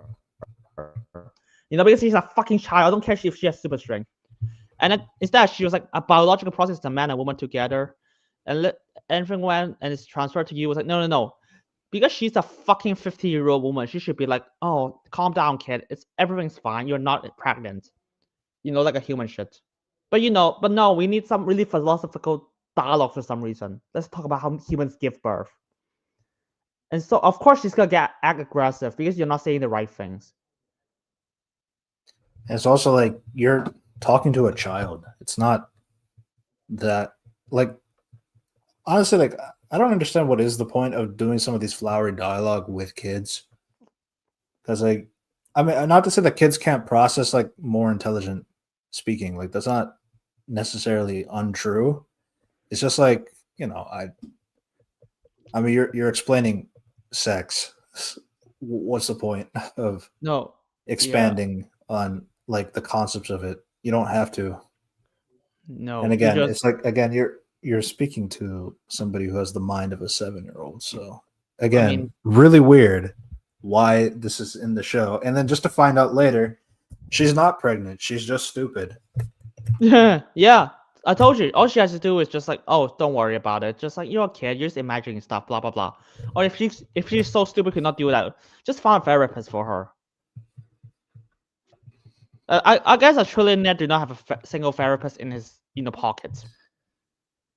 And it's just kind of like interesting too. Like to me, it's like I thought like what was interesting about like not interesting, but like the concept of like because like one of the biggest things that they do kind of talk about a little bit is that is it right to put kids in the brains of robots, which again stupid, but like outside of that, it's like, but the fact is like that all these kids died, like the real bodies of the kids died, and it's their brains like like it's just coding of like their memories of what they think they were like as humans. So it's like, is that like a great thing? Like one thing when like I think it was either Nibs or one of the girl Lost Boys were like saying that, I mean, because like the terrified thought is like, oh, we can have like we can do all these things, we have the superpowers, but we can never die. It's like, but then like she's like scared about like what about cancer or like illness or like anything like that. It's like obviously like having the fear of like those kinds of things, like that stuff just being gone as a human trait is like that could be something. It's just like the thing is like, I don't know. One, I think there's too many characters for the sake of like, oh, we need to do the Lost Boys because there's so many Lost Boys, I guess. Even though people only cared about like Wendy, the brothers, and Peter Pan the most out of all of them. I mean, I say that even though no one is a good character, they just know the name. They're just the focus. Yeah, but it's like I don't know. It's like clearly they just want to give each of the kids some kind of subplot that they can deal with, and it's like this one is like, I think I'm pregnant. What a weird thing to do with a 7-year-old. It's like I don't even remember Legion has that much characters. That's an insane thing. And yeah, that's we just gotta talk about Legion a lot because the show is basically ripping off Legion for no reason, aside from creatively bankrupt.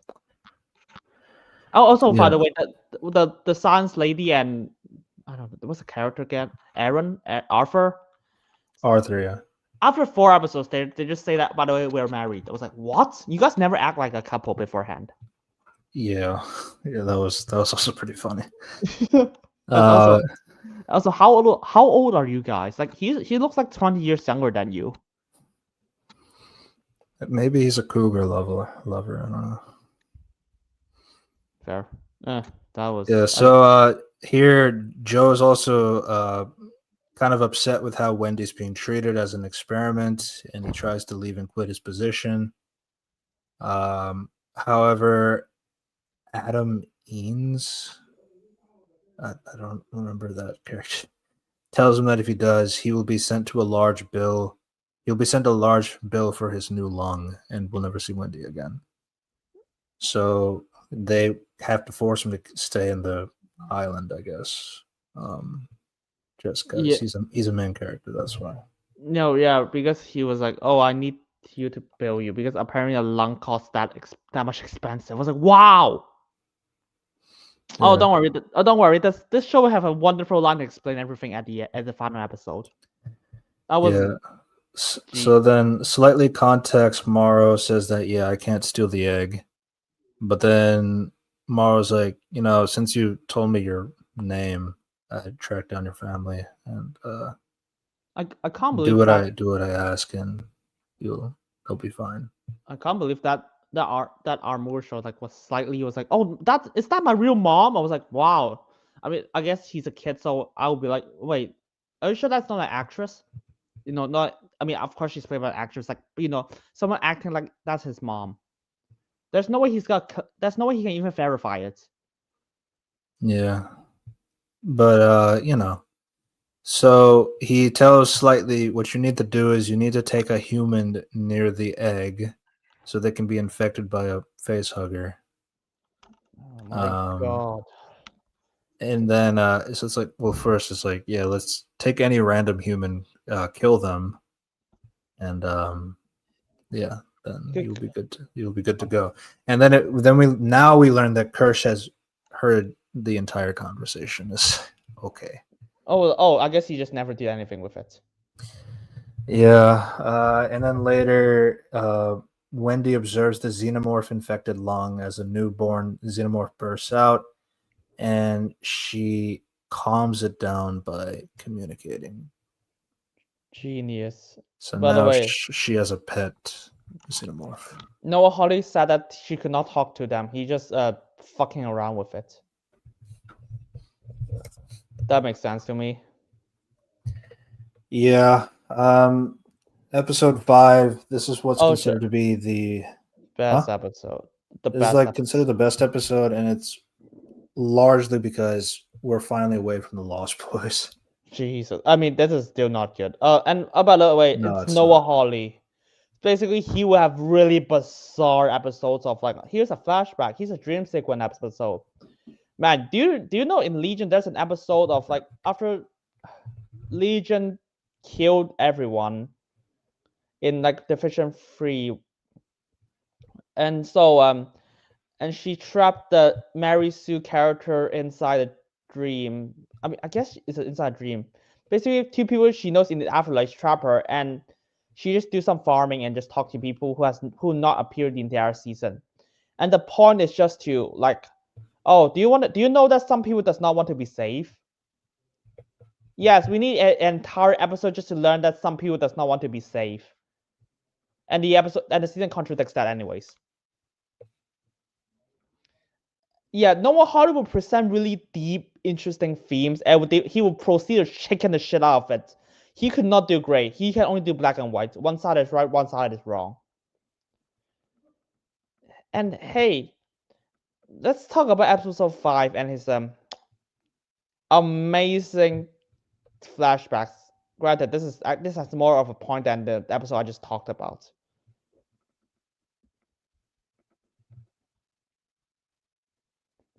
Hey, are you still here? Yeah. Yeah, I need a bit of rant about Legion. Yeah, don't worry. I'm surprised there's like not 2 episodes of flashbacks. Holy shit, this guy loves to do like 2 episodes of flashback in 8. We're gonna talk about we're gonna talk about the episode length too, because he has a quote about that as well. Yes. So this is a flashback episode. Shows the events that occurred on the Maganaut before it reached Earth. Junior security officer Clem wakes up Morrow from cryo sleep. I think Clem is the one that I keep saying looks like Eva Mendes. The cryo sleep and tells him that a fire has led to 2 face huggers escaping containment. Who set off the fire? We'll learn who that was later. But like, so basically this episode is kind of like an investigative kind of thing with Morrow. He's really going into the nitty gritty of like who could have done it, a who done it episode. Okay, fair enough, I guess. Yeah, so the facehuggers, they lashed on to 2 of the guys. Then so Dinsdale dies from the facehuggers acid blood when the medical officer tries to cut its tail off. By the way, And again, nobody's wearing hazmats, by the way. Jesus Christ, that doctor is so insufferable. It's like, Yeah, at least it died. no, and when there's a fire, some people was like, let's wake up the security officer quietly. I was like, wow, fuck you. He should be one of the first people to wake up Yeah. if there's a fire. Yeah, so after being told that the engineer Shmuel, interesting name, that the ship's navigational systems were also damaged in the fire, Mara concludes that somebody has sabotaged the ship. Oh my god. I mean, my Executive first thought, my first thought is the doctor, because this guy is like, oh my god, I accidentally killed the captain of the ship. Let's laugh. Is it an accident or was it sabotage? Let's find out. Executive Officer Saveri assumes command of the ship, but Morrow threatens to relieve her if she does not prioritize the creature above the crew. Okay. Bronsky is placed in a cryosleep to prevent the gestation of the xenomorph, but this did not work. In the science officer Chibuzo's lab, one leeches the specimen managed to open its test tube from the inside, lay its larvae inside the water. That was so funny. The creature did, like, it escapes the thing because he left like a tiny crack open so that the alien could easily escape. It was a very badly made test tube. And it escapes. It just sneaks into the water just to drop a bunch of like things in it. Babies? And then it goes right back into the container, I guess. No, it goes into a sandwich. Well, it goes into a sandwich, yeah. Why? The question is, why the fuck are you eating and drinking while fucking world of aliens? Yeah, it's like you guys are in spaceships, don't shoot. Like, okay, fuck that shit. Okay, even if you guys are in spaceships, like, why would we bring water and food inside? Like, do you know? Look, maybe the humans in Ripley's time, like 2 years later. By the way, this is 2 years before. 2 years later, they're just more intelligent, I guess. Yeah, let's just not do these stupid things with these characters. Yeah, it's like let's have the alien like spit out thing in the water. Fine. It just knows that this is something that humans drink, I guess. And then just like, let's go inside the sandwich because the people are gonna eat that, I guess. Sure, I guess. Yeah, and then there's like, and then the doctor guy just like found the alien inside the sandwich, and they were like, shit, biohazard alert. They were like, yeah, let's just put it back. Just like, let's pretend nothing happened. I was like, am I supposed to laugh? Legit, I thought this is comedy at this point. Yes. Yeah, so the apprentice engineer, Malashit, these names are. Yeah, so he drinks the water, and then we see that later the larvae, it kills him internally. We should talk about this.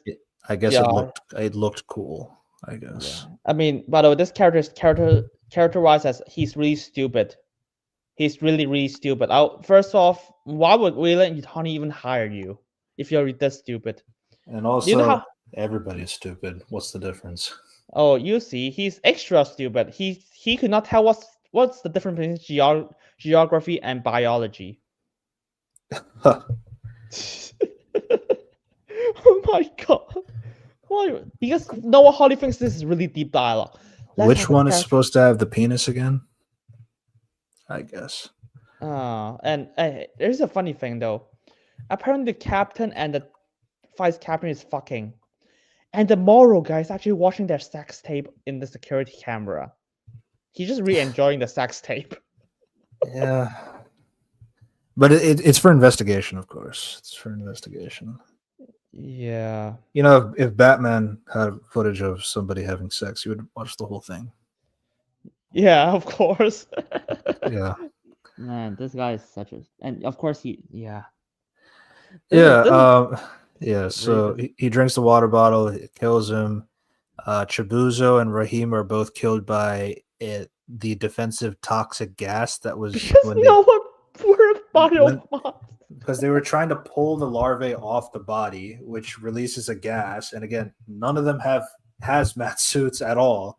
Even if they had hazmat suits and it killed them because alien thing is like too powerful, fine. But at least they have some kind of precaution that they tried to be safe.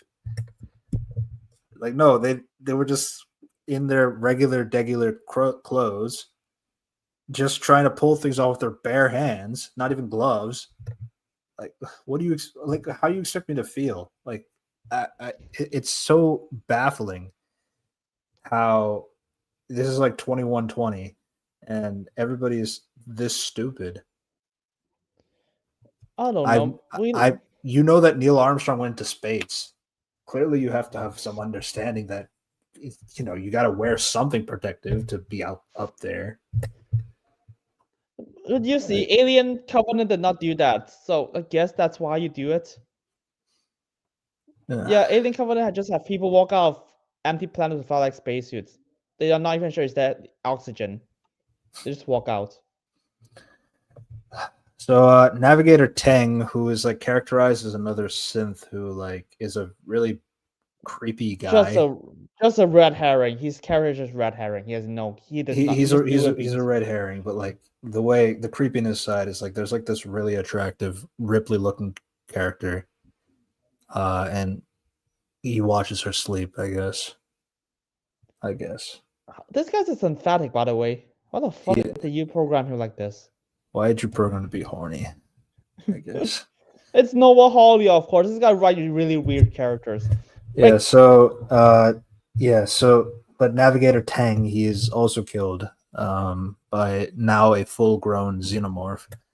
And Chief Engineer Petrovich, he is revealed to be the saboteur.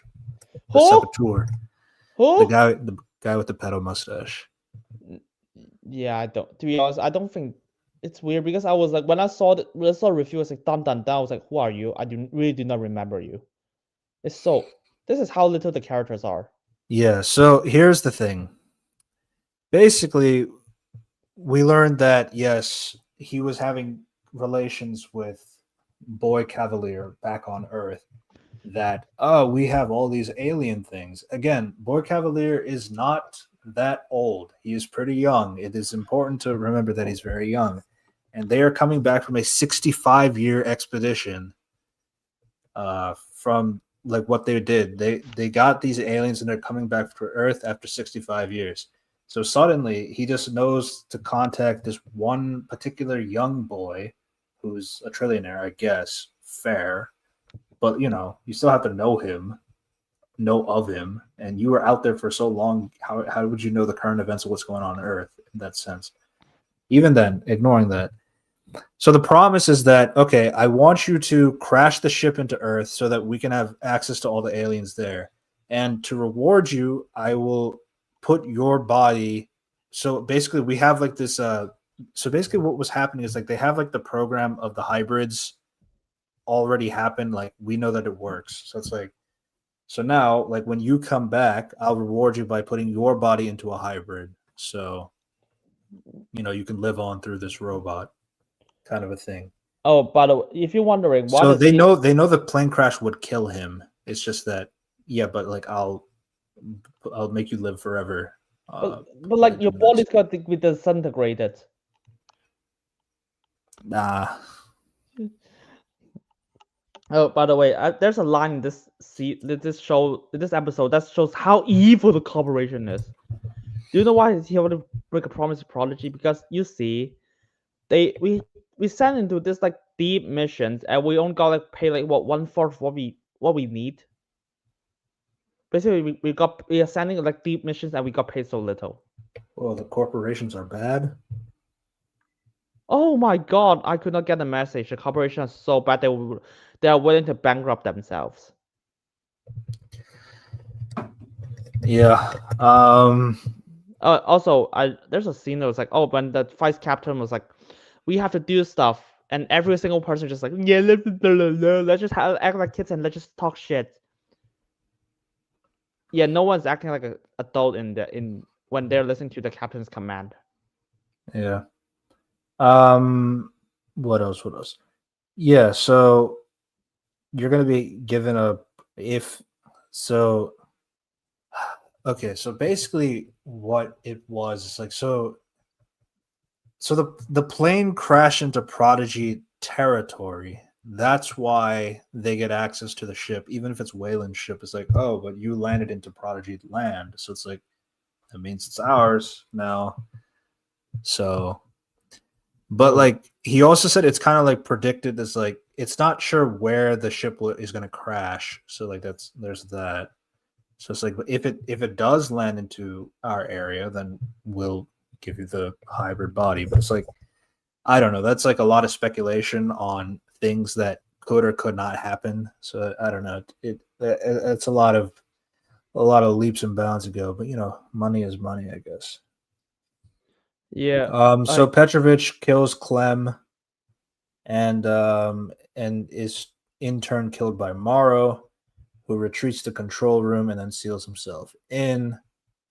And then it goes back to that episode 1 scene of Zaveri is the one that looks like Eva Mendes. And yeah, so she's killed by the xenomorph outside the door. Everyone is dead. Morrow locks himself in the panic room. He waits for the crash. And then back in the present, Morrow meets with Yutani, offering to retrieve the specimens by force and kill Cavalier, basically. Question. So what is Morrow's motivation again? I'm still after this flashback episode that's supposed to explain stuff. I still do not remember. I still don't know. What is his motivation? He wants to get those. So I mean, the thing that I understand is like, so he is a cyborg working for Yutani, that company. So and all the alien specimens are with Prodigy, because of what happened, basically. So he is basically trying to complete his objective by bringing the materials from Prodigy back to Yutani. So that's basically the motivation, and for that, it's like I understand that. It's not super clear because it feels like he's acting like a vigilante the entire time, like Batman essentially. But like that, I guess like out of the devotion of working for Yutani, it's like I'm gonna guess he wants to bring the specimens from the ship and bring them back to Yutani out of Prodigy's hands, and then he'll kill Cavalier as well in that process.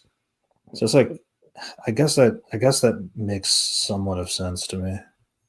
Like the thing is like what leads him to just basically kill the last person when he could just save her?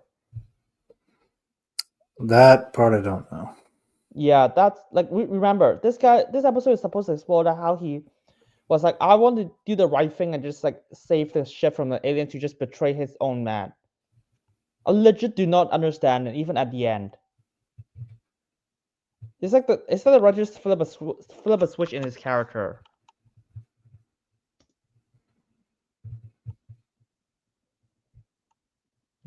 Yeah, God.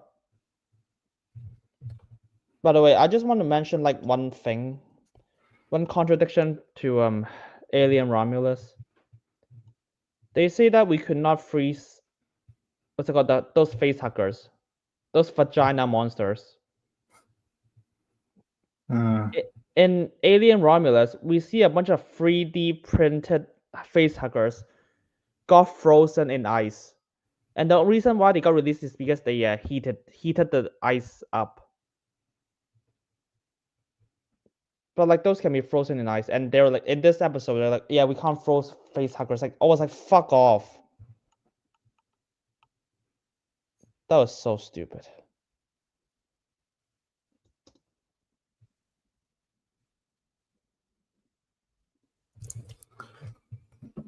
Yeah, that's the end of episode 5. Episode 6, The Fly. They copied the name from Breaking Bad. Yeah. Yeah. So the xenomorph grows. Basically it's blue, essentially, from Jurassic World. Wendy works on communicating with it. Nib undergoes testing, prompting her memories to be. So they go through testing and like they find out, yeah, you're not actually pregnant.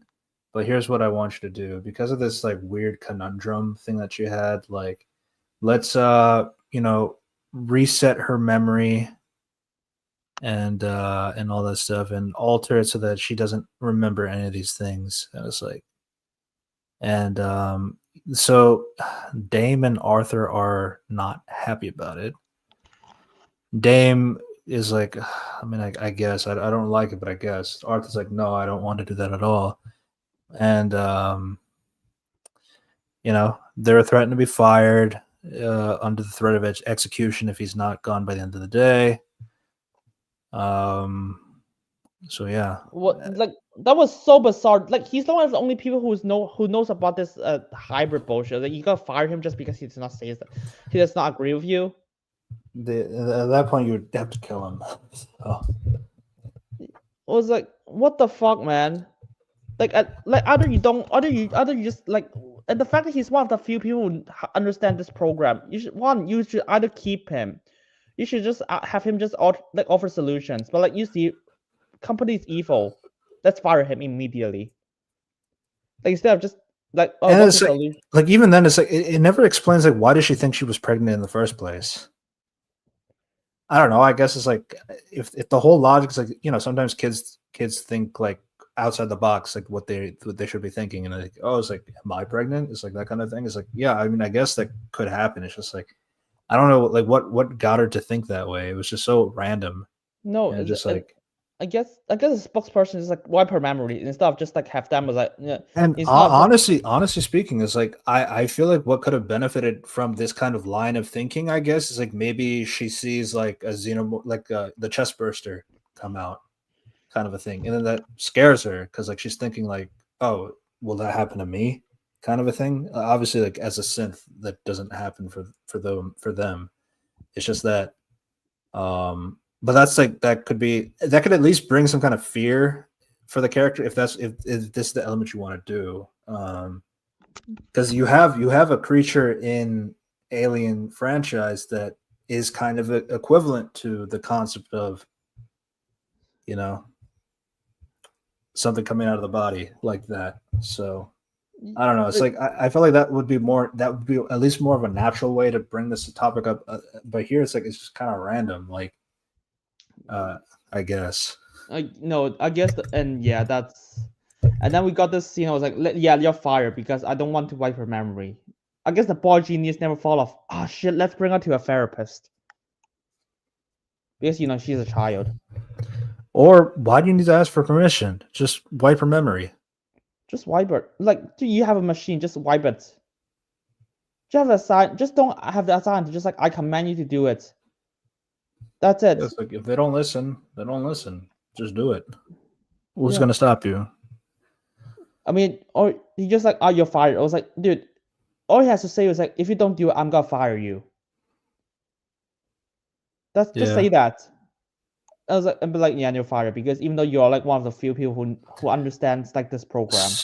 So now, Nibs doesn't remember what happened basically, and Wendy is upset about that, learning that she was reprogrammed. So that kind of sets up some of the future things for her rebellion character. Yeah, I don't worry. Wendy is such a non-character at this point. It's like, okay, I don't even know what Wendy did in those few episodes aside from just speak alien. Yeah, she's basically a combination of Owen and Ray. Who's Owen again? Fuck. Owen from Chris Pratt. Oh, I don't remember. Yeah. Shit, I don't know that's his name. Yeah, everyone just says Chris Pratt.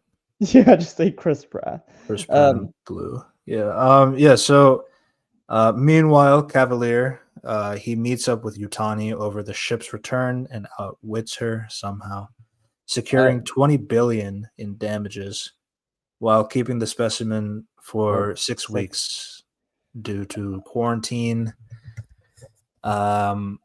here's an interesting thing.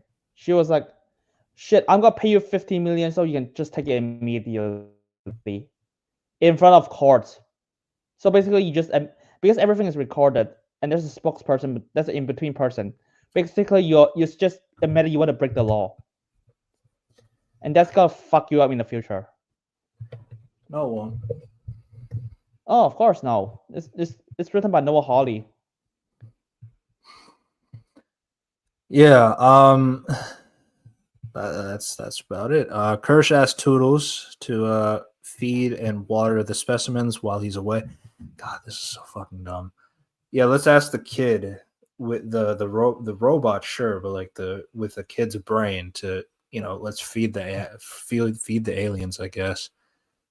And then like the way they do it is like, yeah, let's put like a tray that you give to human prisoners, and like instead of putting in the feed hole, he has to open the door. But you see, Like he opens the door with his foot cracked in the middle, and like what are you doing? okay, to be fair, the explanation it's like, oh, because the feed hole is like broken or something. Yeah. It's like, wow, convenience. Like even that, I would be like, just throw the food inside. You don't have to put your entire. You don't have to walk in. Just You don't open have the to. bit. And it's like, and even then, it's like it's weird for that too, because like I feel like a hole in the top is a lot safer to do. Then you could just open the hatch, drop it in, and not to mention like why on trays, food trays, like a prisoner. That doesn't make any sense. How are you going to get the tray back? You can't go. You'd have to go inside to get the tray out. So it's like it doesn't make any sense.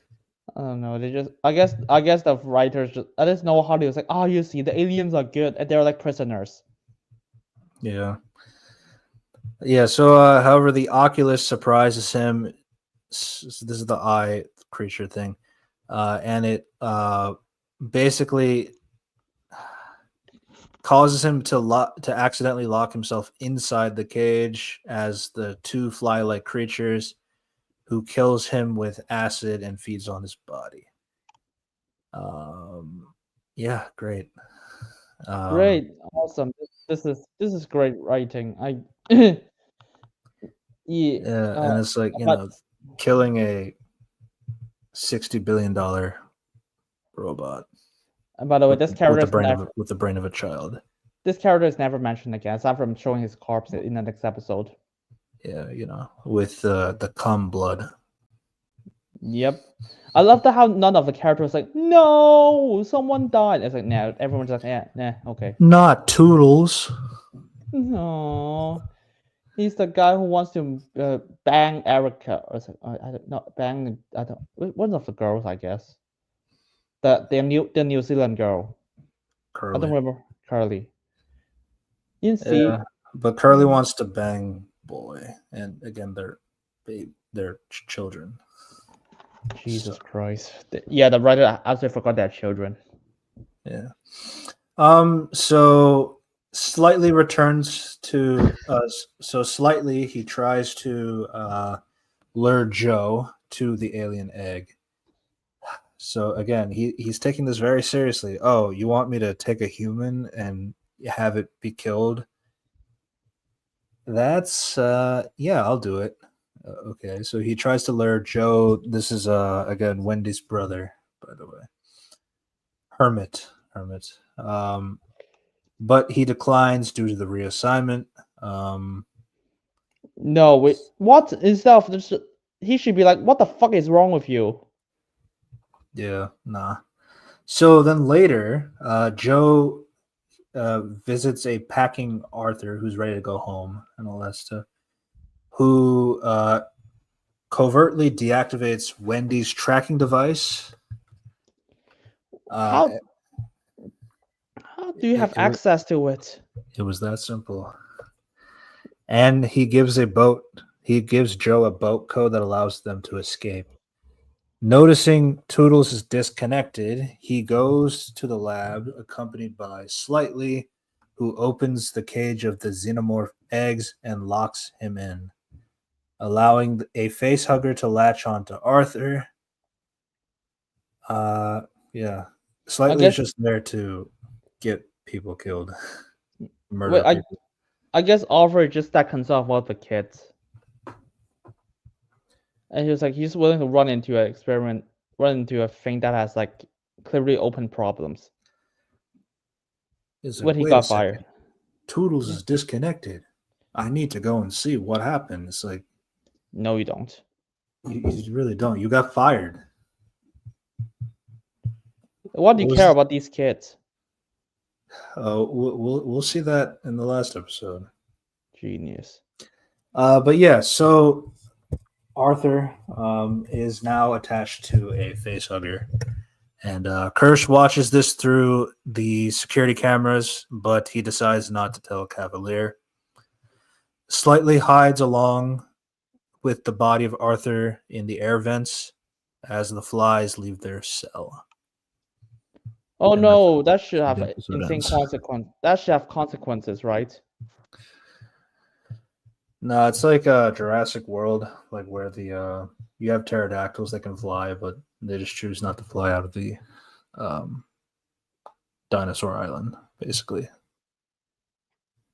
Go and attack Genius. the population. Episode 7, Emergence.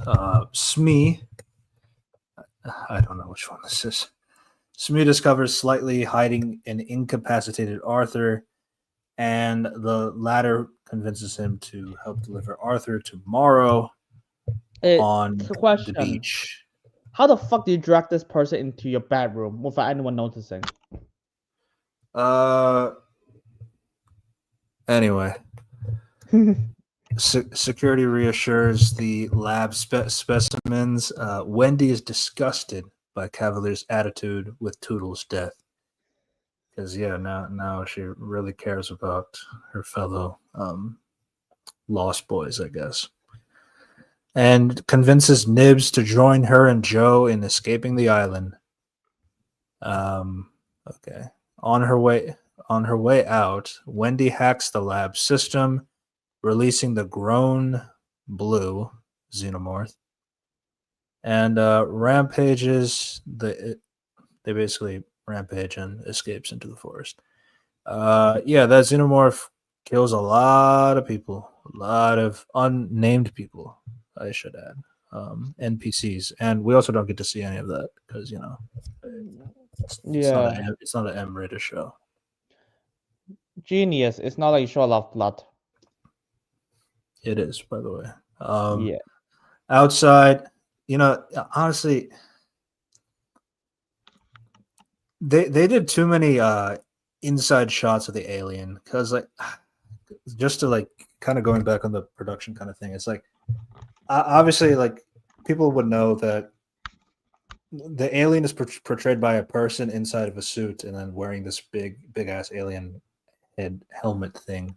But the thing is, like, you can actually see the body of the like you can tell it's a person wearing a suit when they zoom in things. That's why you kind of focus more on the either shots of the head or like do like a silhouette shot, like making it look very alien like.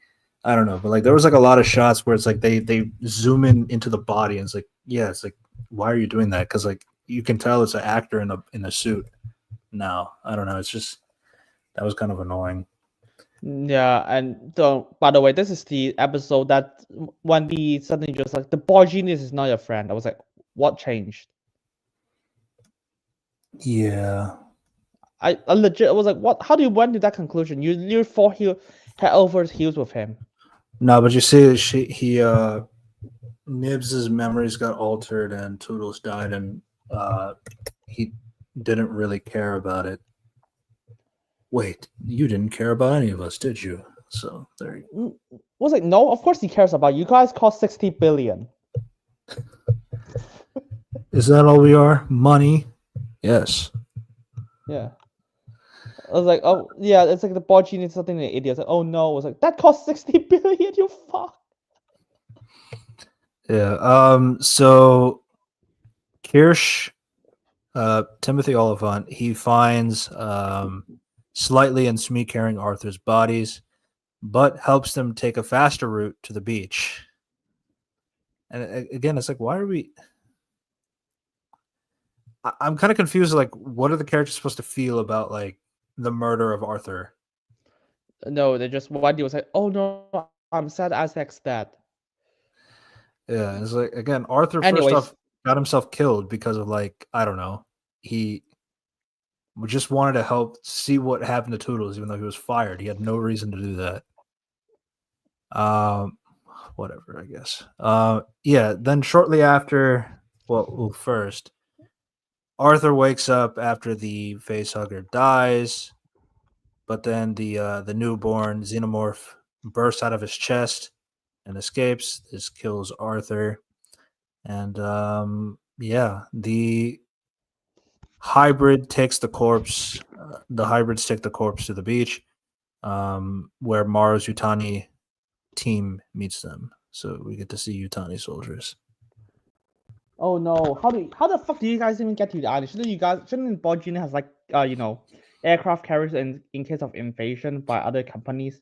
No, you see, he's a trillionaire who doesn't have security plans. Wait, is he a G? Wait, isn't why do people call him a genius again? It's stuff that happened off screen. Okay, fair. It's like Lex Luthor, Uh, basically. oh yeah, I remember that Peacemaker episode. That was stupid. Yeah. So almost there. So Morrow takes them captive.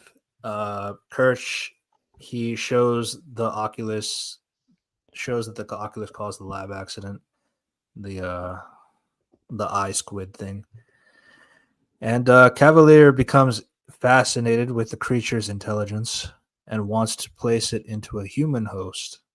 What the fuck is wrong with you? Yeah, put it in your eye, see what happens. Yeah, and then That's outside, sudden. yeah. I don't Jesus even know what else to Christ. say. Yeah, he's just like,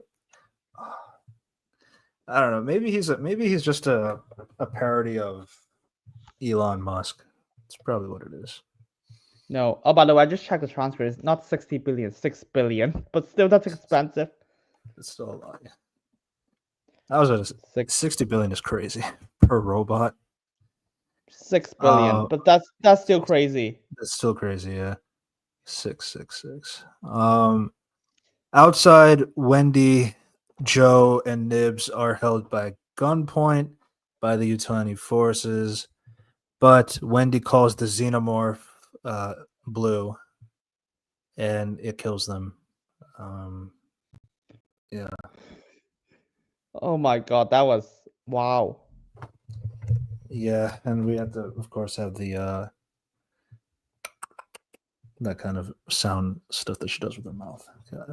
How did the aliens sneak inside the island with them? Follow them. She's not commanding them. Yeah. And also, by the way, Wendy is basically hacking the entire system out of nowhere. But just before he does that. Which caused the question, why can't Wendy just disconnect all the trackers or just disconnect all his connection with them? If she could just hack everything.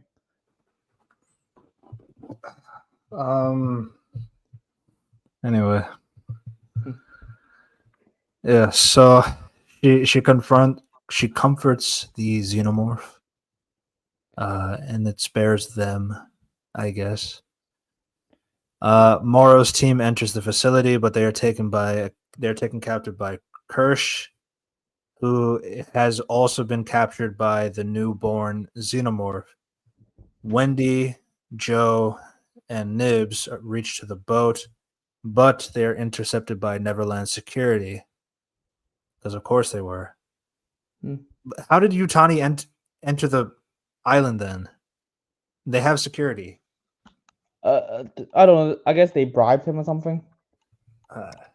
Yeah, I want to ransack your island, Yutani, the company that we're enemies with.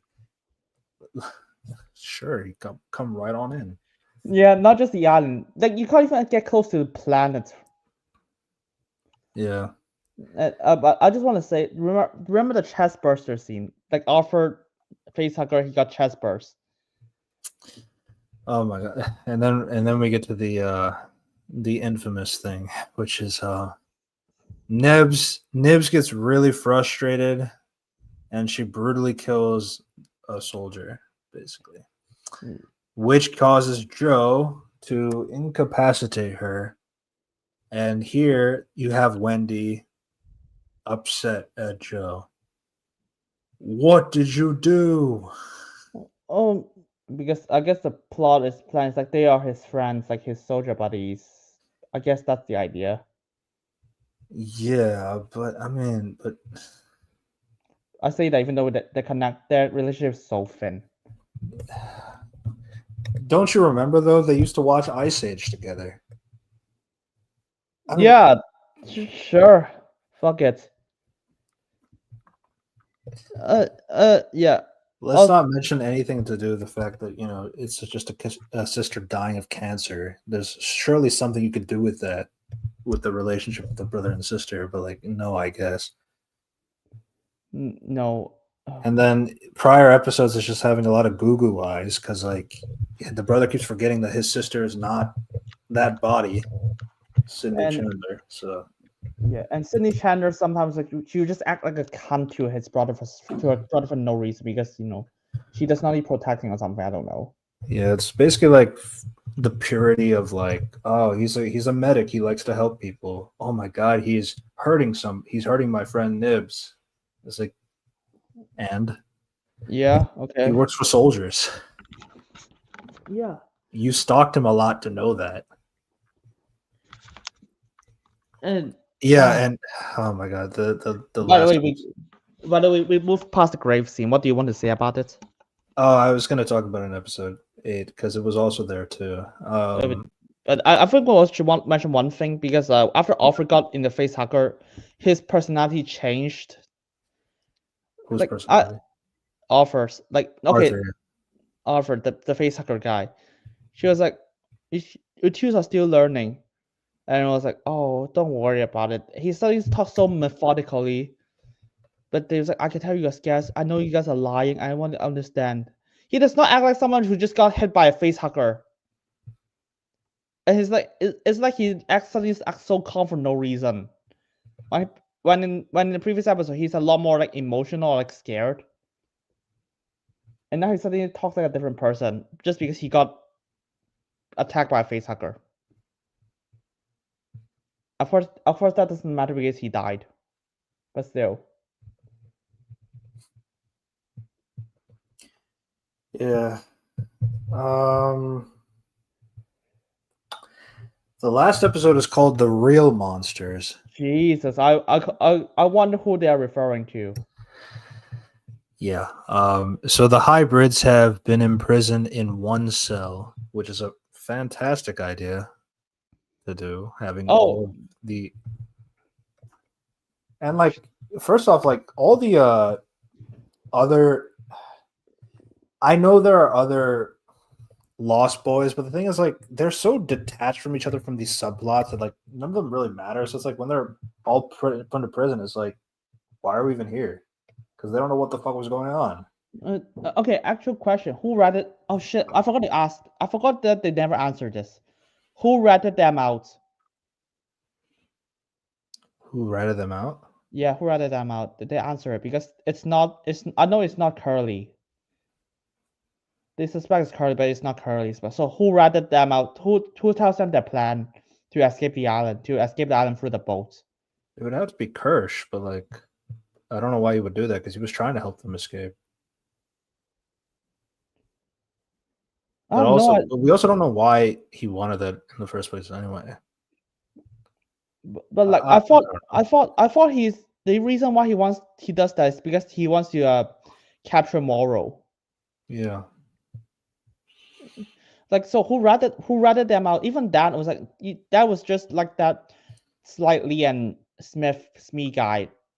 So who ratted Wendy out? Wendy. I mean, it could be the Neverland security, but like we also don't get confirmation on that either. No, like episode 8 just spent a lot of time just like who ratted you out. It's like they never answer it.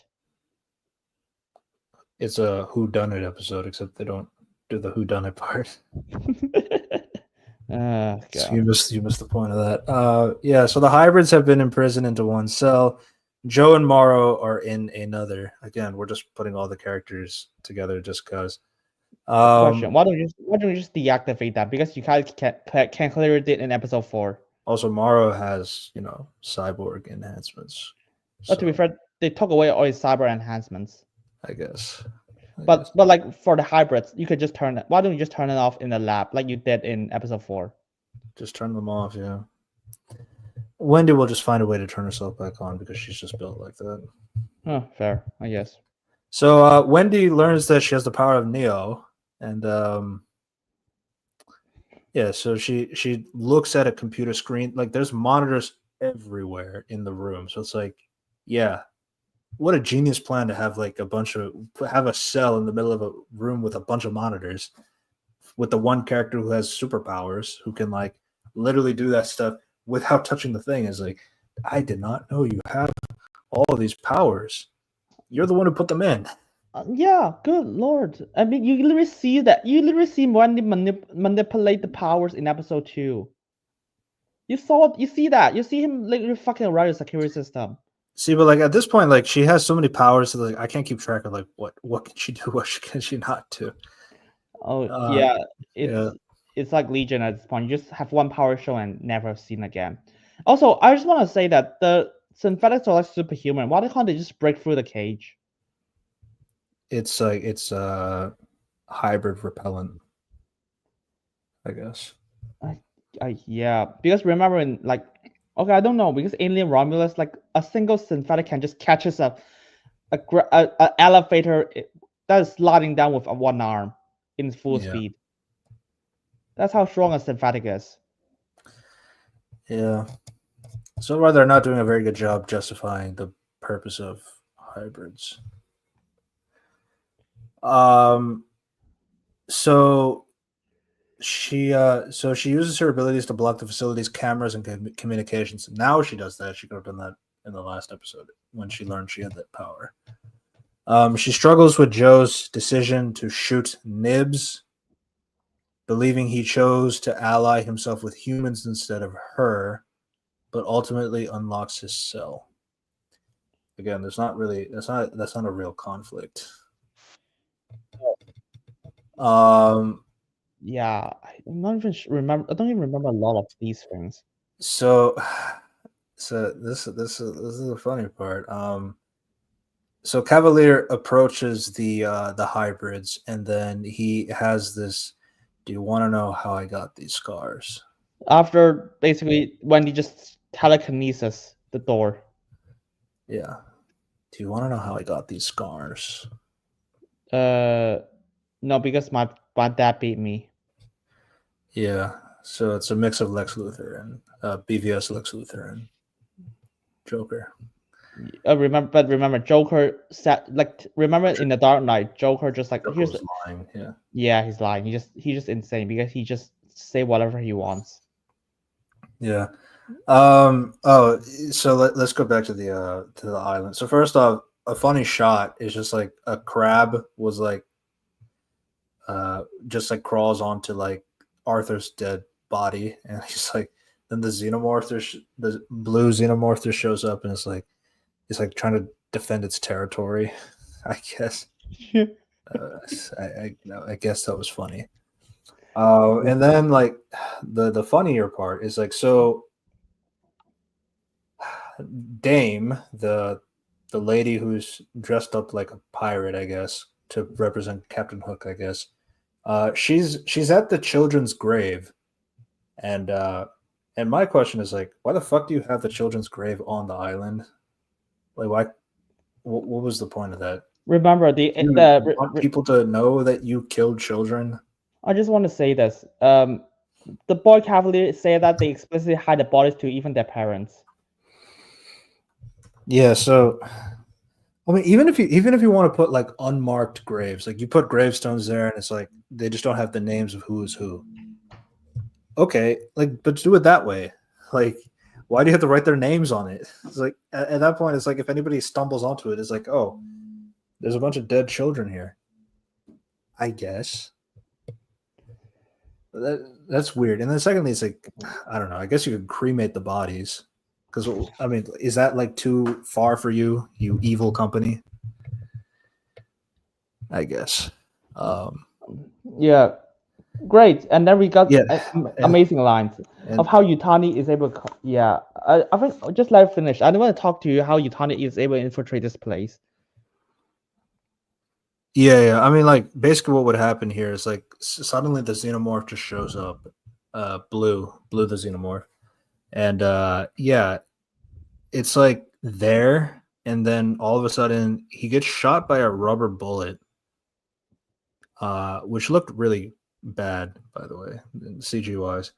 But then, like, instead of like killing everybody like it did in the last episode and all the time, it just runs off. There you go. What? Why? Yeah, fuck it. It's Noah Hawley. Oh, the other funny thing too is like this thing just randomly has green saliva coming out of its mouth, which I don't think we've ever seen that before. Yeah. Usually, like the spit is like translucent, like spit color. But yeah, this one is like spitting out green, and don't know why. No, I don't know because he's born inside a lung. I guess that's. I don't know. He just a lot of fuck it. So, anyways, do you want to know how Wayland is able to infiltrate this place? Because they have amazing lines to explain this. So they say, comms are down. And we think the cyber cut the underwater trunk line. Yutani is jamming the satellites. We're cut off. Yeah, I don't know. I guess the billionaire can't think of things to be attacked by other billionaire companies.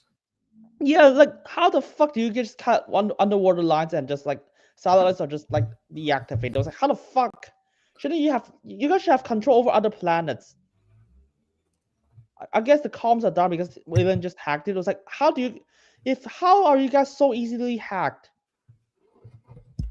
It's not enough money.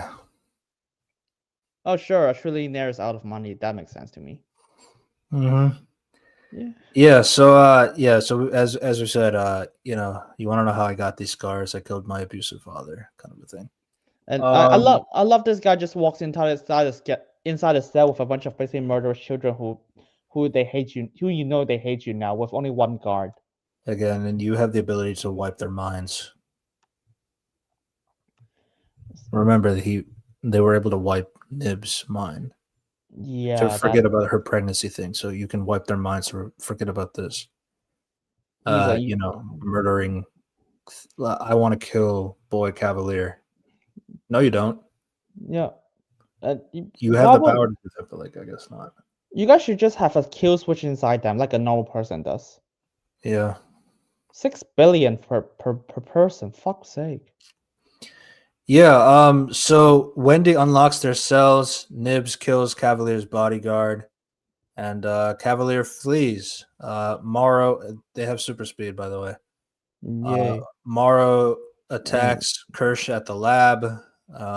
Wait. I need to mention dialogues inside between Kirsch, Morrow, and this Joe. this was better.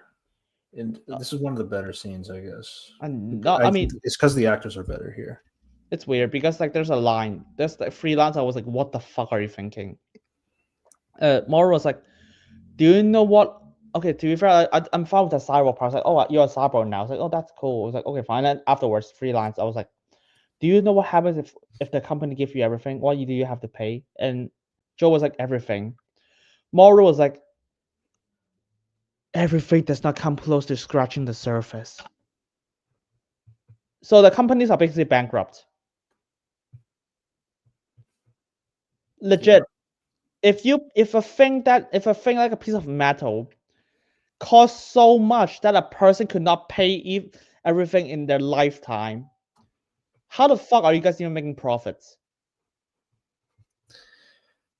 Vibes. I guess. Positive vibes, bro. Yeah, sure. I guess all the companies are being bankrupting the entire time. Yeah. Let me see. Yeah, so they get in a standoff. They're in a fight. Kirsch gets badly damaged. The white cum on his face as blood. And he ultimately chokes Morrow unconscious. Smee and Slightly arrive in the lab, and they both take Kirsch and Morrow. They both take both Kirsch and Morrow, while Nibs captures Dame. Okay. Meanwhile, Adam lures Joe to Cavalier's room and locks him with the Oculus. Why? God, it looked I don't. The actor did a horrible job here. Because like when the Oculus is like trying to reach in his face, it's like he's just like stretching out a hand. It's like no, like it was so bad. It's like yeah, And like yeah, it's so and yeah, like that Oculus is like super strong. Like it can like overpower a sheep, and all that stuff. But like, no, it's like a human hand. It's like not even fighting back, just holding his hand out like Magneto, I guess. yeah, like, I get. and he's just it can't run around his hand or anything like that. Just in time for Wendy to drop kick it away. Yeah, I just want to say that. Not even step on it to kill it or anything. We can't kill aliens, by the way. Oh, they're good guys. Oh, by the way, I didn't mention that. I didn't mention like how stupid Boy Cavalier is. He sent this Adam guy, his spokesperson, to find Joe in some random room instead of his cell. And at this point, he should be like, "Yeah, fuck it, let's not do anything because everything, our system is down. Let's not do anything." But like, yeah, let's do it right now.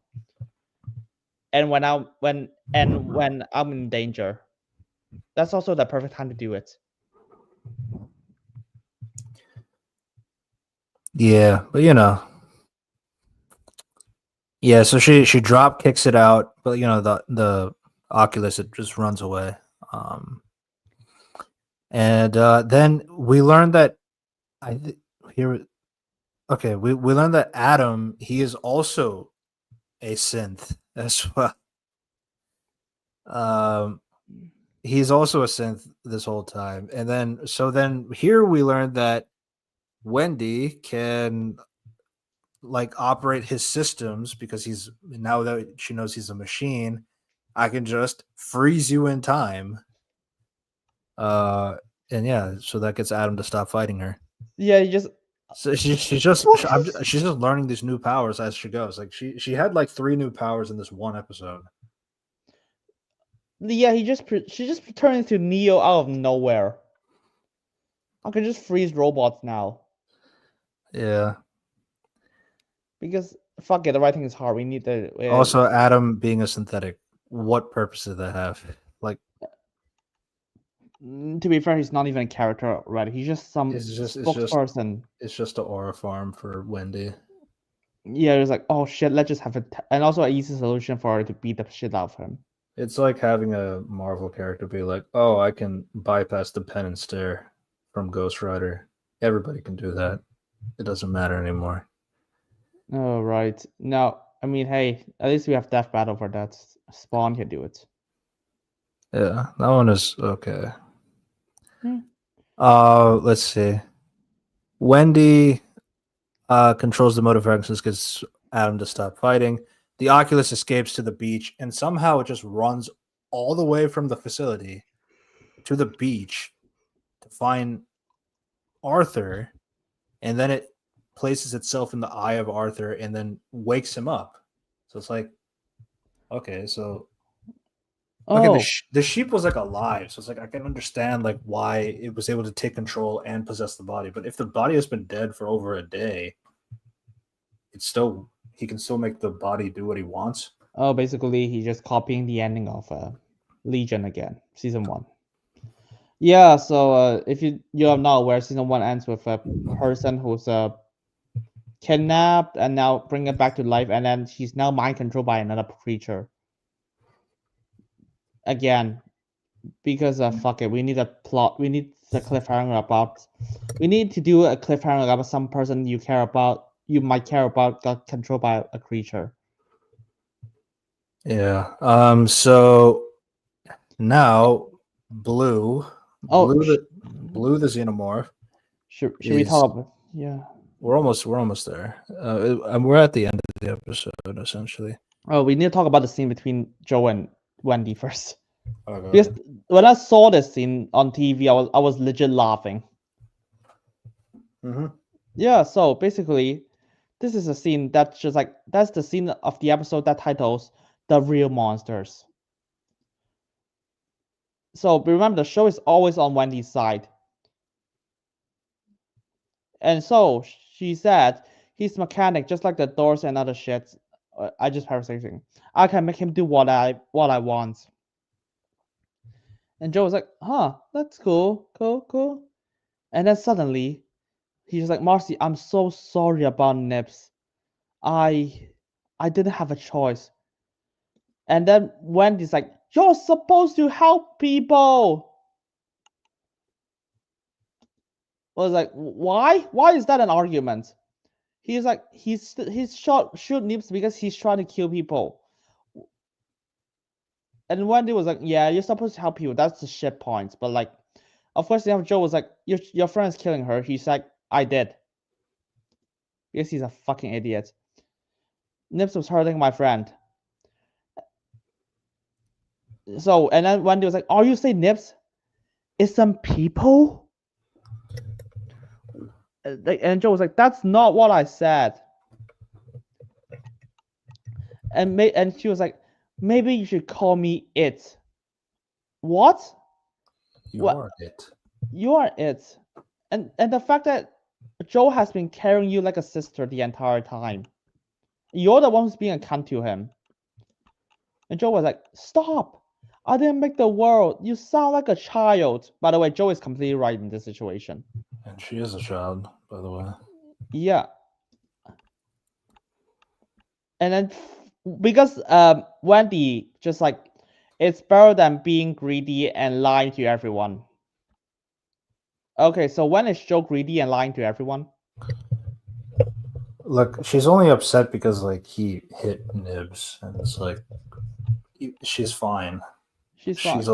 Honestly, the weird thing is like there's like nothing wrong with her at all, as if like nothing happened in episode 8. Like it's kind of weird like how much like that is a plot point, and it just feels like the transition from scene to scene is like she doesn't even have holes in her shirt. So it's like how am I supposed to believe that like Nibs is not acting shaken up or anything like that? How am I supposed to believe that like this was a problem outside of like it being in Wendy's head? Yeah, it's like, and because this scene needs to like say the real monster, because Noah Hawley hates subtlety, and he thinks it's deep. So it was like, because basically Wendy is not even answering the question. He's like, "You should call me it, and you are greedy and you are lying." This is his response to him calling him a child. And the Joe was like, "What would you like me to do? The world is complicated. Life is complicated." I was like, he's right. I just didn't care for this dialogue because, like, one, it comes out of nowhere. Two, is like it's coming off of two characters that barely really interacted outside of brother sister. And yeah, then, I mean, and then the mix of like I kind of want to fuck Sydney Chandler even though she's my sister. So it's like I don't know what to say. Like it's weird because I don't even care. I just find it funny. And I was laughing because, and then Wendy was like, "You want to know why I like them? Why I like the aliens? They're not the real monsters like humans. They're honest. They're really honest. Even though aliens kill everyone because they're made by what's it called? Synthetic. David synthetic. And Joe was like, "They are predators. We're food to them." Predators. Connection. Oh my god. But you see, and at this line I laughed so hard. Wendy was like, "No, you're food to them." It's like, what do you want me to do? Do you want him to die or not? Like, no. So basically, the conversation flipped from like, "No, they are monsters. they're bad people. And Wendy was like, yeah, you're right, they're bad people. I want you to die. I hate you, my brother. Well, Yeah, the reason why I was laughing so hard because this conversation keeps jumping out of nowhere. To just keep jumping and keep jumping. And Joe is always right in this situation. Yeah. I know what, and then he just like, I don't know who I. And then she jumps again. I'm not fool today. I don't know who I am. I'm not Marcy. I'm not Wendy. I'm not a child. I'm not a grown up. I don't know who I am. I need to figure out myself. People always try to tell me who I am. That Captain Marvel line. Yeah. Basically. And then, yep.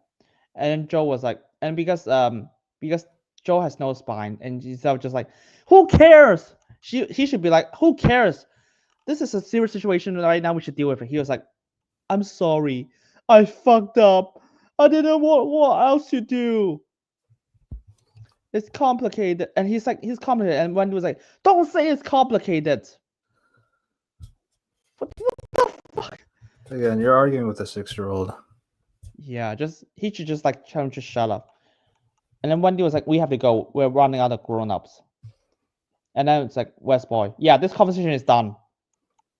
This is supposed to pay off for the entire thing. For like Wendy's character arc. It was like, I don't know who I am, I discover myself. Yeah. Okay, so this is the weird thing. So basically what happens is like, so along with the help of the older xenomorph, suddenly the newer xenomorph that came out of Arthur's body, she just controls both of them somehow. Like she I speak for the trees, I speak for the xenomorph, I guess. And like, so yeah, now she has control of 2 xenomorphs on her side. She and Joe puts Cavalier and locks him inside the cell with Kirsch, Adam, Dame, and Morrow. So basically overseeing the people who tried to wrong them and all that stuff, which is not a very strong indication in the plot. The Lost Boys take over Neverland. We should because mention in Peter Pan, that's what they do. Yeah, we should mention the scene that like Joe's friends die by this Silent Hill 2 creature eating them. Instead of just shoot them like a normal soldier do, they just stand there, let them get tortured to death. Oh my god! You had a gun. You had a gun ready for that reason, but like you just had to go. Oh my god! Oh my god! I was like, run and shoot! You dumbass! You guys deserve to die. Joe saved you guys for no reason. Yeah. And then so then now the question is what do we do now? Now we rule. Yeah, we rule. And then that's a line. It's like what? And then you have like all the episodes of a needle drop of like rock band music, and it was always out of place, but this one was hilarious because like they're acting like something big happened.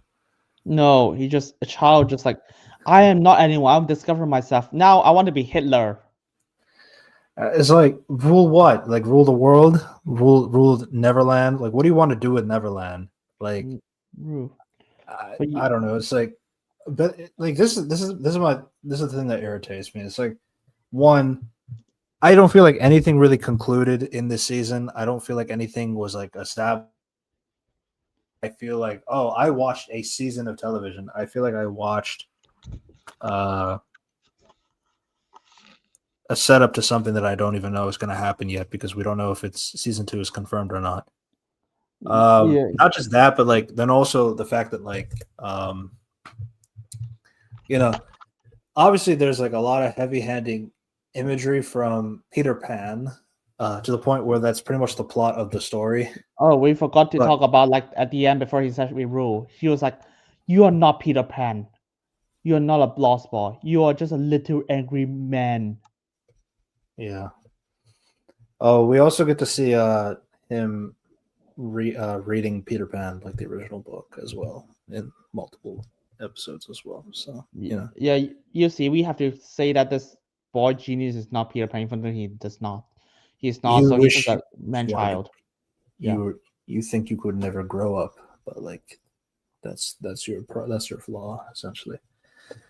I mean, again, like I see the imagery. I guess I can understand the idea of it. I don't know what it has to do with like an alien Earth show at all. It's like, and then it's like okay, Wendy is like one of the worst cases of Mary Sue in terms of like how much like she's just. I mean, like at the very least, she's a synthetic robot. So like, I mean, I guess you just code like a bunch of superpowers into her to the point of she has telekinesis. But it's like it's telekinesis to other machinery things, so it's not that bad. But like I don't know, it's just like, but like I don't know, you're just like escalating everything because like, oh, she was the first one, so we should just give her more powers because I want her to be smarter than me. Again, everybody's smarter than you, so it's not even that crazy. And then and because of this setting, you'll be like, why didn't any other synthetic that is more advanced there has all this power, like hack machines, control satellites? I'm just saying, like, Ash is not like this. Like, he's not stupid in the first movie. I mean, yeah, Bishop is really smart in the second film. Yeah. I don't know. It's like we've just gotten dumber and dumber. I mean, I don't even think like okay, there's no synthetic in Alien 3, but like Winona Ryder is not dumb in Alien Resurrection. And that was treated as a twist that, oh my god, you're synthetic the entire time? Yeah. Yeah. It's of course now we got like really dumb synthetics now. So let me just say the quote from so this is the interviewer asking, so with Fargo being an anthology series with a story that's wrapped in each season, you could always do a finale on that show where you could just do anything you wanted. This felt like a finale where you kept all of the chess pieces on the board. I know you have a long-term plan, but is there also some degree of let's see what the audience reaction is to these characters and these storylines before making any permanent decisions about them and season 2 storyline? So it's a very set up question in terms of like, yeah, there's a lot of things here that I feel like it's not really a conclusion to a season 1. So is that because like season 2 is happening or why? And then this is Noah's response. I think there's an artistic answer to that, and there's a commercial answer to that, right? Obviously, I had to plan and execute a story that's going someplace, and then this whole thing is a proof of concept experiment to see if enough people on the planet want to watch an Alien TV show to justify the expense of a second and third season of an Alien TV show. I'm going to stop there. What do you think? What? This is a proof of concept? Why don't you just write a good show? And then people watch it. It's like, first off, I know it's like the concept is like, oh, you're making a TV show set in the Alien universe. Like, you need to prove like that people would care about it just by doing that. I mean, people care about random franchise shit all the time. Like even if that's the case, it's like I don't know why that means like, oh, let's purposely make season 1 have no conclusive story in it just to see would people be interested to see season 2. This is exactly what people hate about like some of these these TV shows, like in like how I feel like I don't watch a season and I feel completed after that. It's like, how do I like imagine like in Daredevil season 1, like where all that story about like trying to get Kingpin into jail, and it doesn't end with that. It's like, and the fact that it's like, if you're not sure how much, if people want to season 2, why the fuck do you left it in a cliffhanger? It's like, of course, because you're just doing Legion again. Like all the story beats, like all the plot point, all the endings. It's just Legion. That's how you literally end this. You literally want the same cliffhanger as Legion. The fucking female character suddenly turned evil. I'm just like, yeah, you know what? I love him so much. I'm gonna fucking unleash a person to destroy the world. So here's the next part. So for me, I never hedged my bets. This is not a close-ended season. The chapter is closed, but the Yutani troops are landing. The balance of power has shifted. These children have no idea what's coming. The last line of "Now we rule" is triumphant and uplifting. What? She's not turning into Hitler? Uplifting to what though? Like we don't No, even know what she wants. no, I thought that she's gonna turn evil but then I remember this is Noah Hawley. Of course she's not gonna be evil. Of course she's gonna be right about everything. And it's She's like just the Yutani troops are landing. They got killed. I mean, I guess you just gotta hack everything and just make it a saw trap. That's I Yeah. guess, and of course, the thing is, I know what you're thinking, Noah Hawley. When I saw this, I was like, no, you gotta have to justify everything because Here's you my just wrote, my you other wrote thing it too and is like, said, yeah. And this episode is like there is no urgency in this episode, like to the point like it does not feel like a final episode of a season. Like it feels like we're still kind of like lollygagging for the last episode. But like then the episode ends, it's like, wait, that's the end of the season. It's like you don't feel any sense of urgency or like any kind of stakes for like the characters and what they're going through and all that stuff. And then here we go with the next part of the quote. But cut to 10 minutes later, what is going to happen? What is going to happen next? So I like that it's has this real time urgency to it. Again, I didn't feel that. It also worth looking at some of the structural elements. I'm used to working with 10 hours and I had 8 hours here. The that and because of the way the story is unfolded, I had 2.5 hours at the crash site. And then I had to come back to Neverland for an hour and then an hour and a half. And then I had the spaceship episode, the show's fifth. And then I had 3 episodes to pay off the Neverland story. There was a lot that had to be accomplished in a constricted period of time. Okay, which again, you put the constrictions yourself because you're the writer of all the episodes. You didn't have to do that. Noah Hawley. And not to mention like you didn't really do that either. No, it's like, and the fact that I was like, yeah, of course you gotta say that. It's like you really love your flashback episodes out of nowhere. That has no purpose in the story. And then it's like, I mean, you can blame Hulu if you want. Like this, I'm sure Hulu sucks and all that stuff. Like I can understand that, but like at the same time, it's like I'm also not to like defend corporate kind of stuff too, but like I'm sorry, but like at some point, everybody has a season restriction for writing. So it's like, oh, you can only have 6 episodes, you can only have 8 episodes, you can have 10 episodes, but like that's your limit.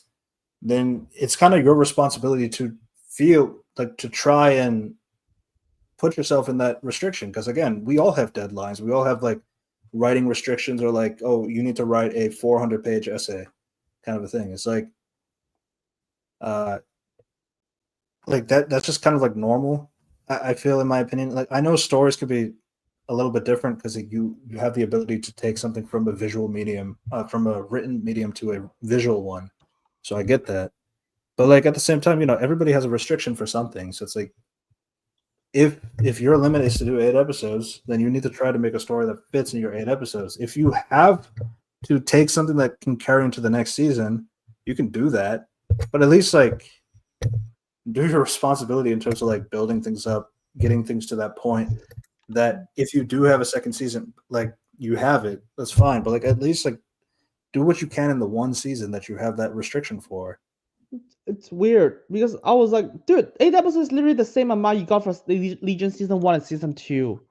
You have the same restrictions, and at the very season 1, you try to connect everything together. I think he's talking about Fargo in particular, but like even that was like, but that one has the benefit of like the anthology format, so like he doesn't have to like, It's so weird because I could literally point at Legion. I was like, this is literally the same restriction you have at Legion. I did not complain shit. And you do not blame the audience. And you should not even blame like everyone because you are working with a boss right now. By the way, yeah, and of course the show is gonna have the thing like, do you know corporations are bad? I was like, yeah. I was like, oh, okay. I can see your writing in throughout your show. Yeah, but like again with Fargo is like the thing is like that benefit is like each season is like a contained story, so it's like he kind of has a responsibility to keep it contained. But like my thing here is like clearly he's not going for an anthology setting because like otherwise he would have made some kind of conclusions in the season itself. And again, which I think is kind of lame because like again, I think an anthology series could work in the Alien universe because like the universe is pretty big. Even though I never thought this should have been a universe, so to say, but you know I can't really say something from a 1979 and 1980s film and what they decided to make a franchise and what they didn't decide to make a franchise and all that stuff. But there's definitely a lot of material there. I know like Alien has like a lot of comics, but I know that actually the thing is Disney does not own the comics of Alien, so like there are better concepts of Alien Earth done in those comics, but they can't adapt them because yeah, Disney just doesn't own those rights to those comics. It's kind of interesting. But yeah, I mean, like what my point though is like there's a lot of like ways to go about the story. Like it's not like I'm not saying that you can't do what you wanted to do, but I feel like this like notion of like let's make a show and like let's think like in the sense of like oh I don't need to complete the story because we'll get a season 2 and then you get like the Accolade or Ironheart where one is not confirmed and one is not going to happen. Cancelled. Yeah, cancelled. Cancels. It's like yeah, maybe if you well obviously make your story better to begin with, but secondly it's like if you don't rely so heavily on like let's get a season 2, then maybe if you put more focus onto like the stories you do want to tell in the season 1, it gives you the time to do that. And then maybe if you do better or do good enough, like maybe you do get that season 2. But like I don't know, it's like I don't know. I feel like we just need to go back to like thinking that this is a one and done because like then that forces like people to at least keep things contained. Wait, dude, you even remember Doctor Who, the new series? Like fucking Russell T Davies has like two seasons of contracts, and he thinks of a 3-season plan out of nowhere. It's not even strictly like 2 seasons. He was like, I want to do season 3 because Disney is gonna give me. And what happened? His reputation is completely tarnished. No one.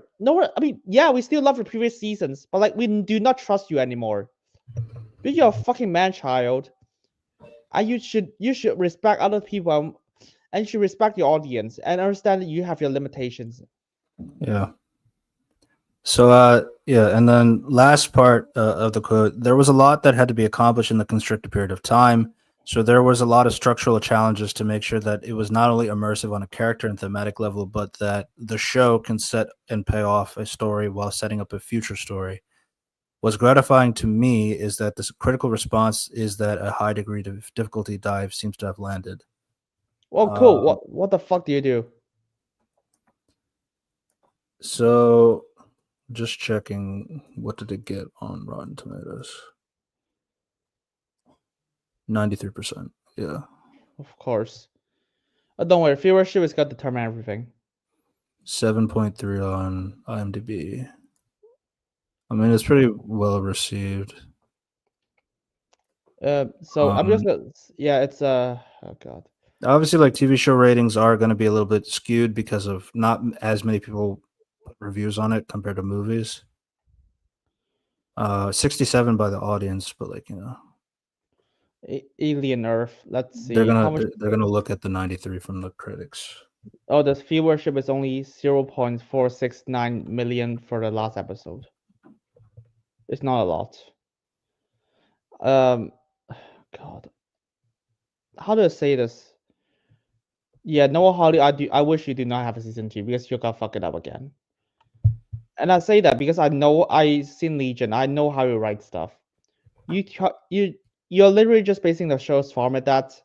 Do you remember season 2 of Legion? As spoilers, I do not give a shit. So if you don't want to hear what Legion did in season 2, basically David. Okay, I'll just call it Legion David because it's so easier to not get confused. In season 2, you first off you immediately just shot all your world building just like, yeah, some characters talk off screen, and suddenly the mutant conflict is gone. Yes, this show is supposed to be connected to the Fox X-Men, and the season 2 will start off with the mutant conflict is gone because some characters talk to the humans. And so after that, you just have the fucking main character, your favorite Mary Sue character, said, forget about that. She fucked up humanity by unleashing what's it called? It's like a Shadow King. Just to save your boyfriend. That is not punished. And because you insisting that she's right, even though the Shadow King killed your boyfriend's sister and merged her body into Aubrey Plaza, an imaginary friend that keeps tormenting David. And so David is so revenge happy to kill Shadow King to gain her to, because you fucked him up mentally and killed your sister, and he killed your sister, who is like the only one in the entire show trying to save the world, because other characters, even though they're working to save the world, decided to fuck around for no reason until David told them to do shit. Suddenly decided, yeah, he's evil at the very end, because you see how much he enjoys killing the person who killed her sister and trying to destroy the world, because he's happy, and the future version of your Mary Sue character said that he's gonna destroy the world with no evidence. He just say it. And so you are gonna black and white all the conflicts. You're just like, yeah, by the way, he's just evil, and said she's justified for trying to shoot your boyfriend out of nowhere just because a friend, the main villain, controls one of your friend by mind fucking her and telling you that he's gonna destroy the world. And the main character is proven completely right and shoot your boyfriend. And she convinced everyone that he's evil because and to convince that she's evil, he essays her at the end of the last episode out of nowhere. And to flip the narrative, and suddenly, and to really justify that, remember season 1, you said that he's just schizophrenia. That is bullshit, because that's actually Shadow King. Season 2, you fucking just retcon that. Oh, you actually schizophrenic, and you also controlled by Shadow King. And so you made David, the main character of Legion, evil out of nowhere. Even though most of, aside from the essay stuff, he's completely justified. And you have the Mary Sue character just like, oh, I win. I'm the good person because I insist that she is, because she's trauma and shit. This is you wrote this and everyone loves it. And Alien Earth, everyone hates it. It was like, and you are suddenly surprised that your show is flopping. Because I was not surprised. I know how you write stuff. And Wendy is just another Sid. But you have David's ability, and with the mind of what's it called? Amber McThunder's character. And people was like, oh, but he wrote Fargo. Was like, yeah, have you seen Legion? Everyone loves Legion. And I just explained season 2 with you. This is how you write characters. You can't explore shit. Even though you're given 11 episodes in season 2, you spend most of it was John Hamm's narration about how biology works, and that leads to nowhere. You can't manage time, Noah Hawley. Even though you give it a lot of stuff, and you somehow made episodes that are just here's flashbacks, several flashback episodes in season 2. You wrote yourself in the corner, and you justified this. Alien Earth season 2, it's got proof Wendy is, if they made it, Wendy is gonna be completely proven right. Conflict will be written off screen, and you gotta explain some really insane concepts like what, the creation of universe, some, I don't know, future version of someone's gonna talk to you and just oh, actually, Joe is gonna end the world or something. I would not be surprised if you do something like this. For me, it's I had no idea. It's I'm glad that finally someone watched Alien Earth. It's yeah, you're bullshit. I'm so glad that this happened.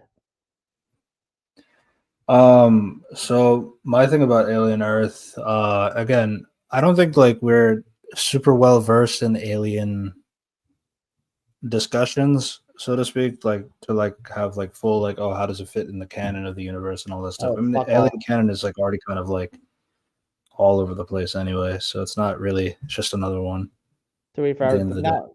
now they just said that was like, oh, Wayland is so evil. They basically bankrupt themselves. Yeah,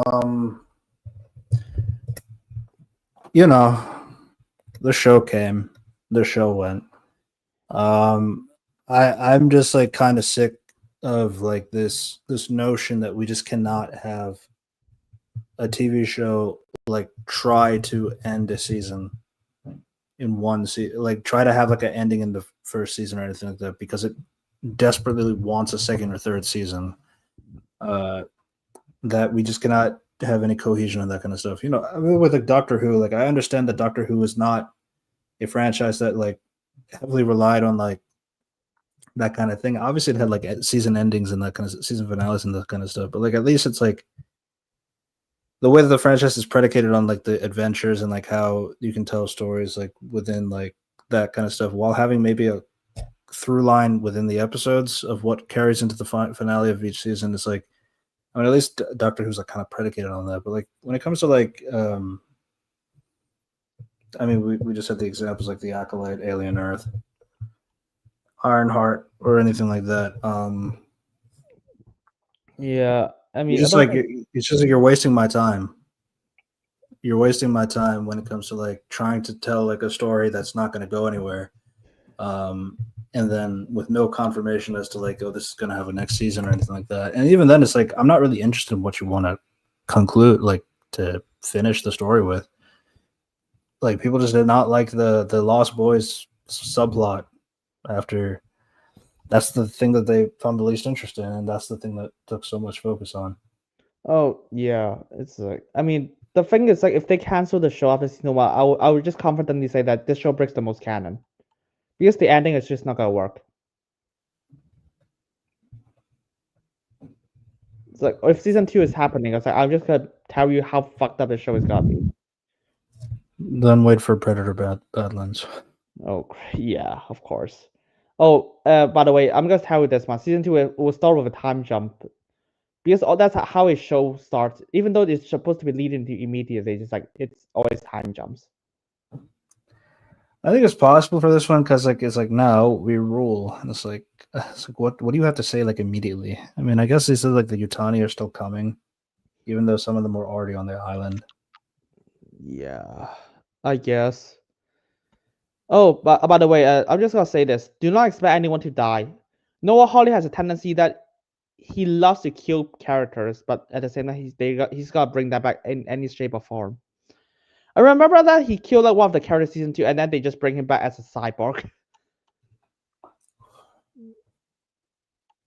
I mean, Arthur is like kind of alive technically because of the Oculus.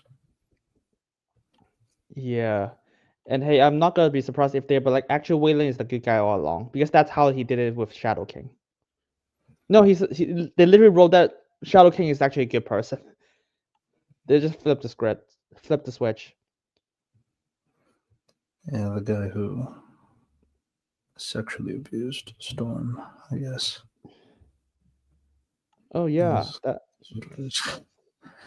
yeah, that was bizarre when I say it was like, wait, what? This is the show that people said is underrated and it should be the same level as Daredevil.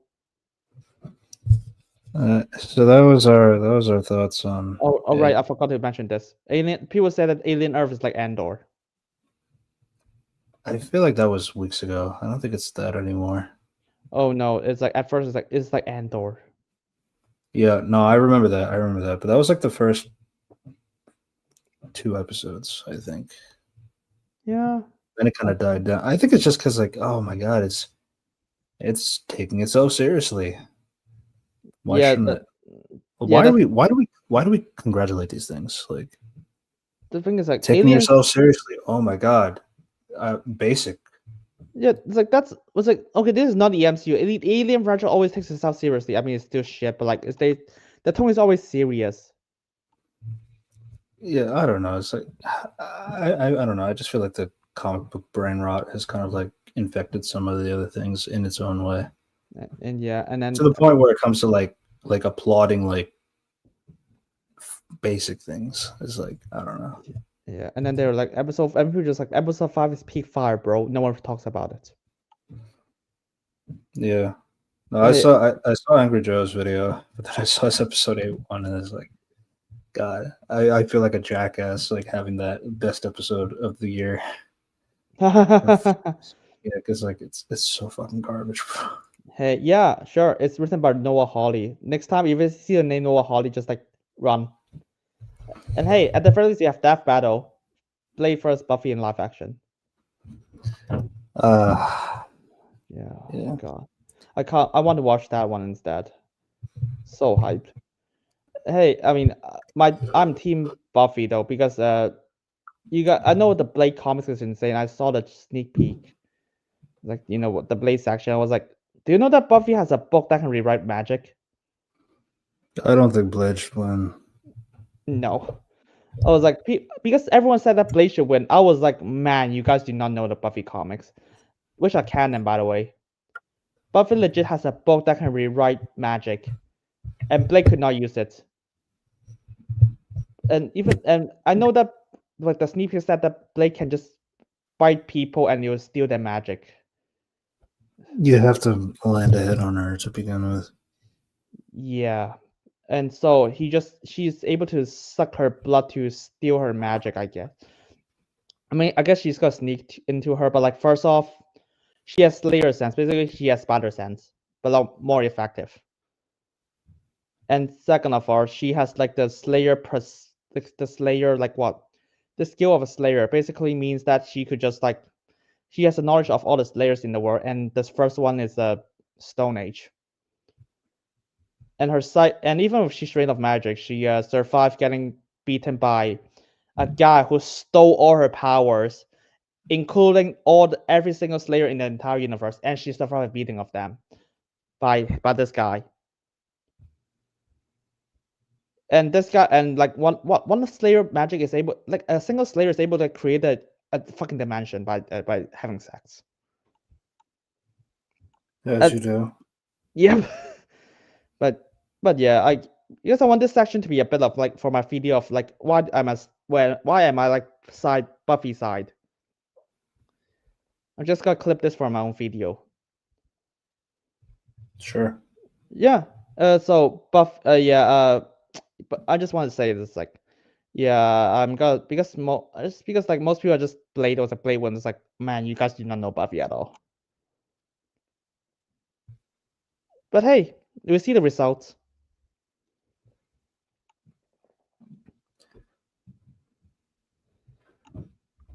So, Alien Earth, everyone.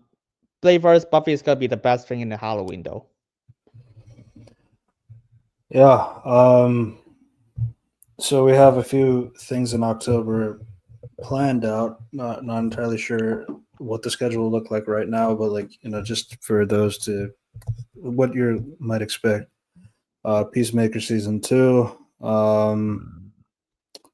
Possibly Tron Ares, and Chris Stuckman's Shelby Oaks. Yeah, that should be interesting. Yeah, that one was like, I'm curious because I was actually curious of that film because a lot of YouTuber movie sucks, and his movie made it to the big screen.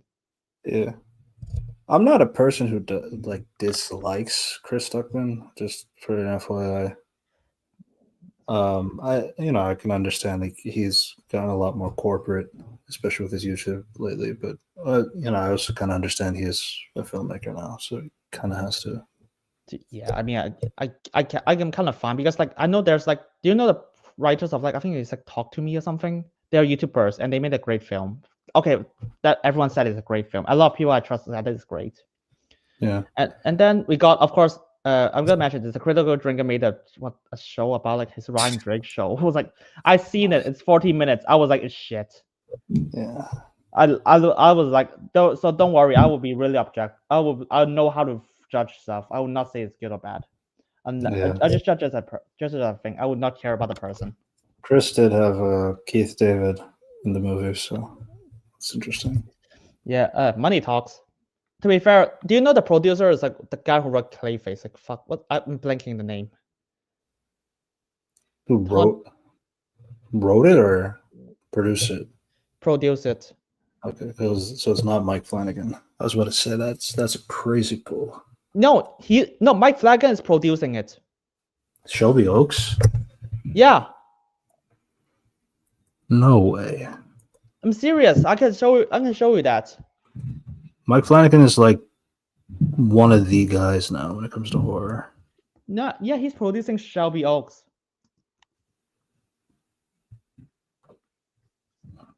Yeah. Paper.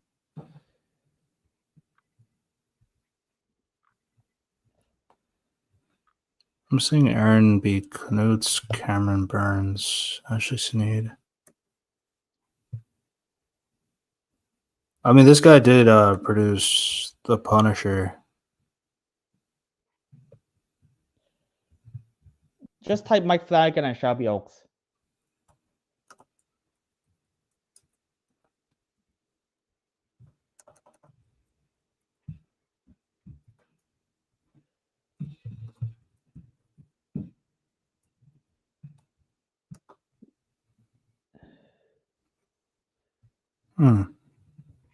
Yeah, executive producing.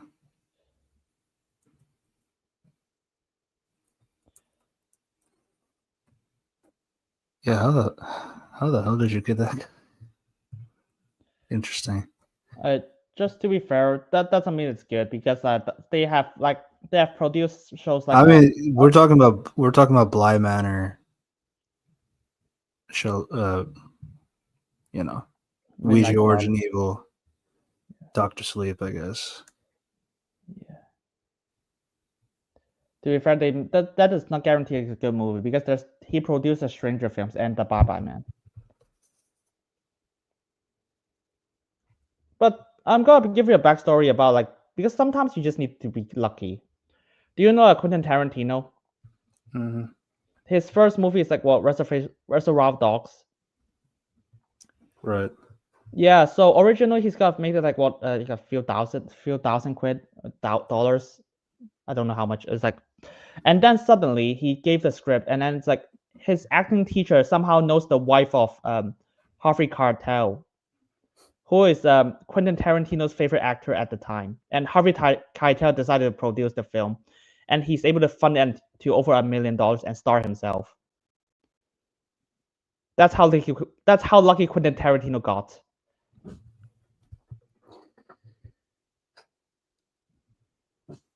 I mean, you might have a shot someday. Yeah, hopefully. It's just like a matter of time. I'm still 22, so yeah, you need to get big to become a big director. Just talk to your buddy Jenna Coleman. Oh, I love her. Oh yeah, she has a new movie now. It's called like All of Me. All of me.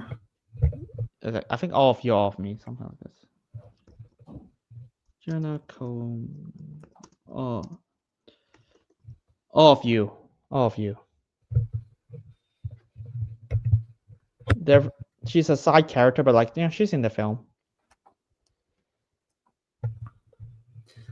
So that's our somewhat of our plan for October. So if any of these interest you, be on the lookout for that. Subscribe to our channels, Red Devilos Reviews, Unity Review and Analysis, and another Reviews Core podcast where we archive these videos for the podcast. And each of us, we talk about movies and TV shows here and there. I'll say this: we have a plan for Death Battle at when this year ends. Yeah, and I also have I have a special project coming up for Christmas, so that's something I've been working on. I also want to try and get my Percy Jackson season 1 video done before season 2 comes out this year, so I'm trying to work on that as well. I think Unity mentioned he was going to talk about Buffy. Don't As a- don't worry. Yeah, I'm just gonna clip the thing in this stream and just like put like comic book panels and like the reference to points. Yeah. It's like I'm not kidding when it comes to like this is how OP Buffy is. I mean, fair, the comics are shit, but that happens. Yeah. So, keep a lookout for that stuff, and we will see you next time. Goodbye, everybody. Goodbye.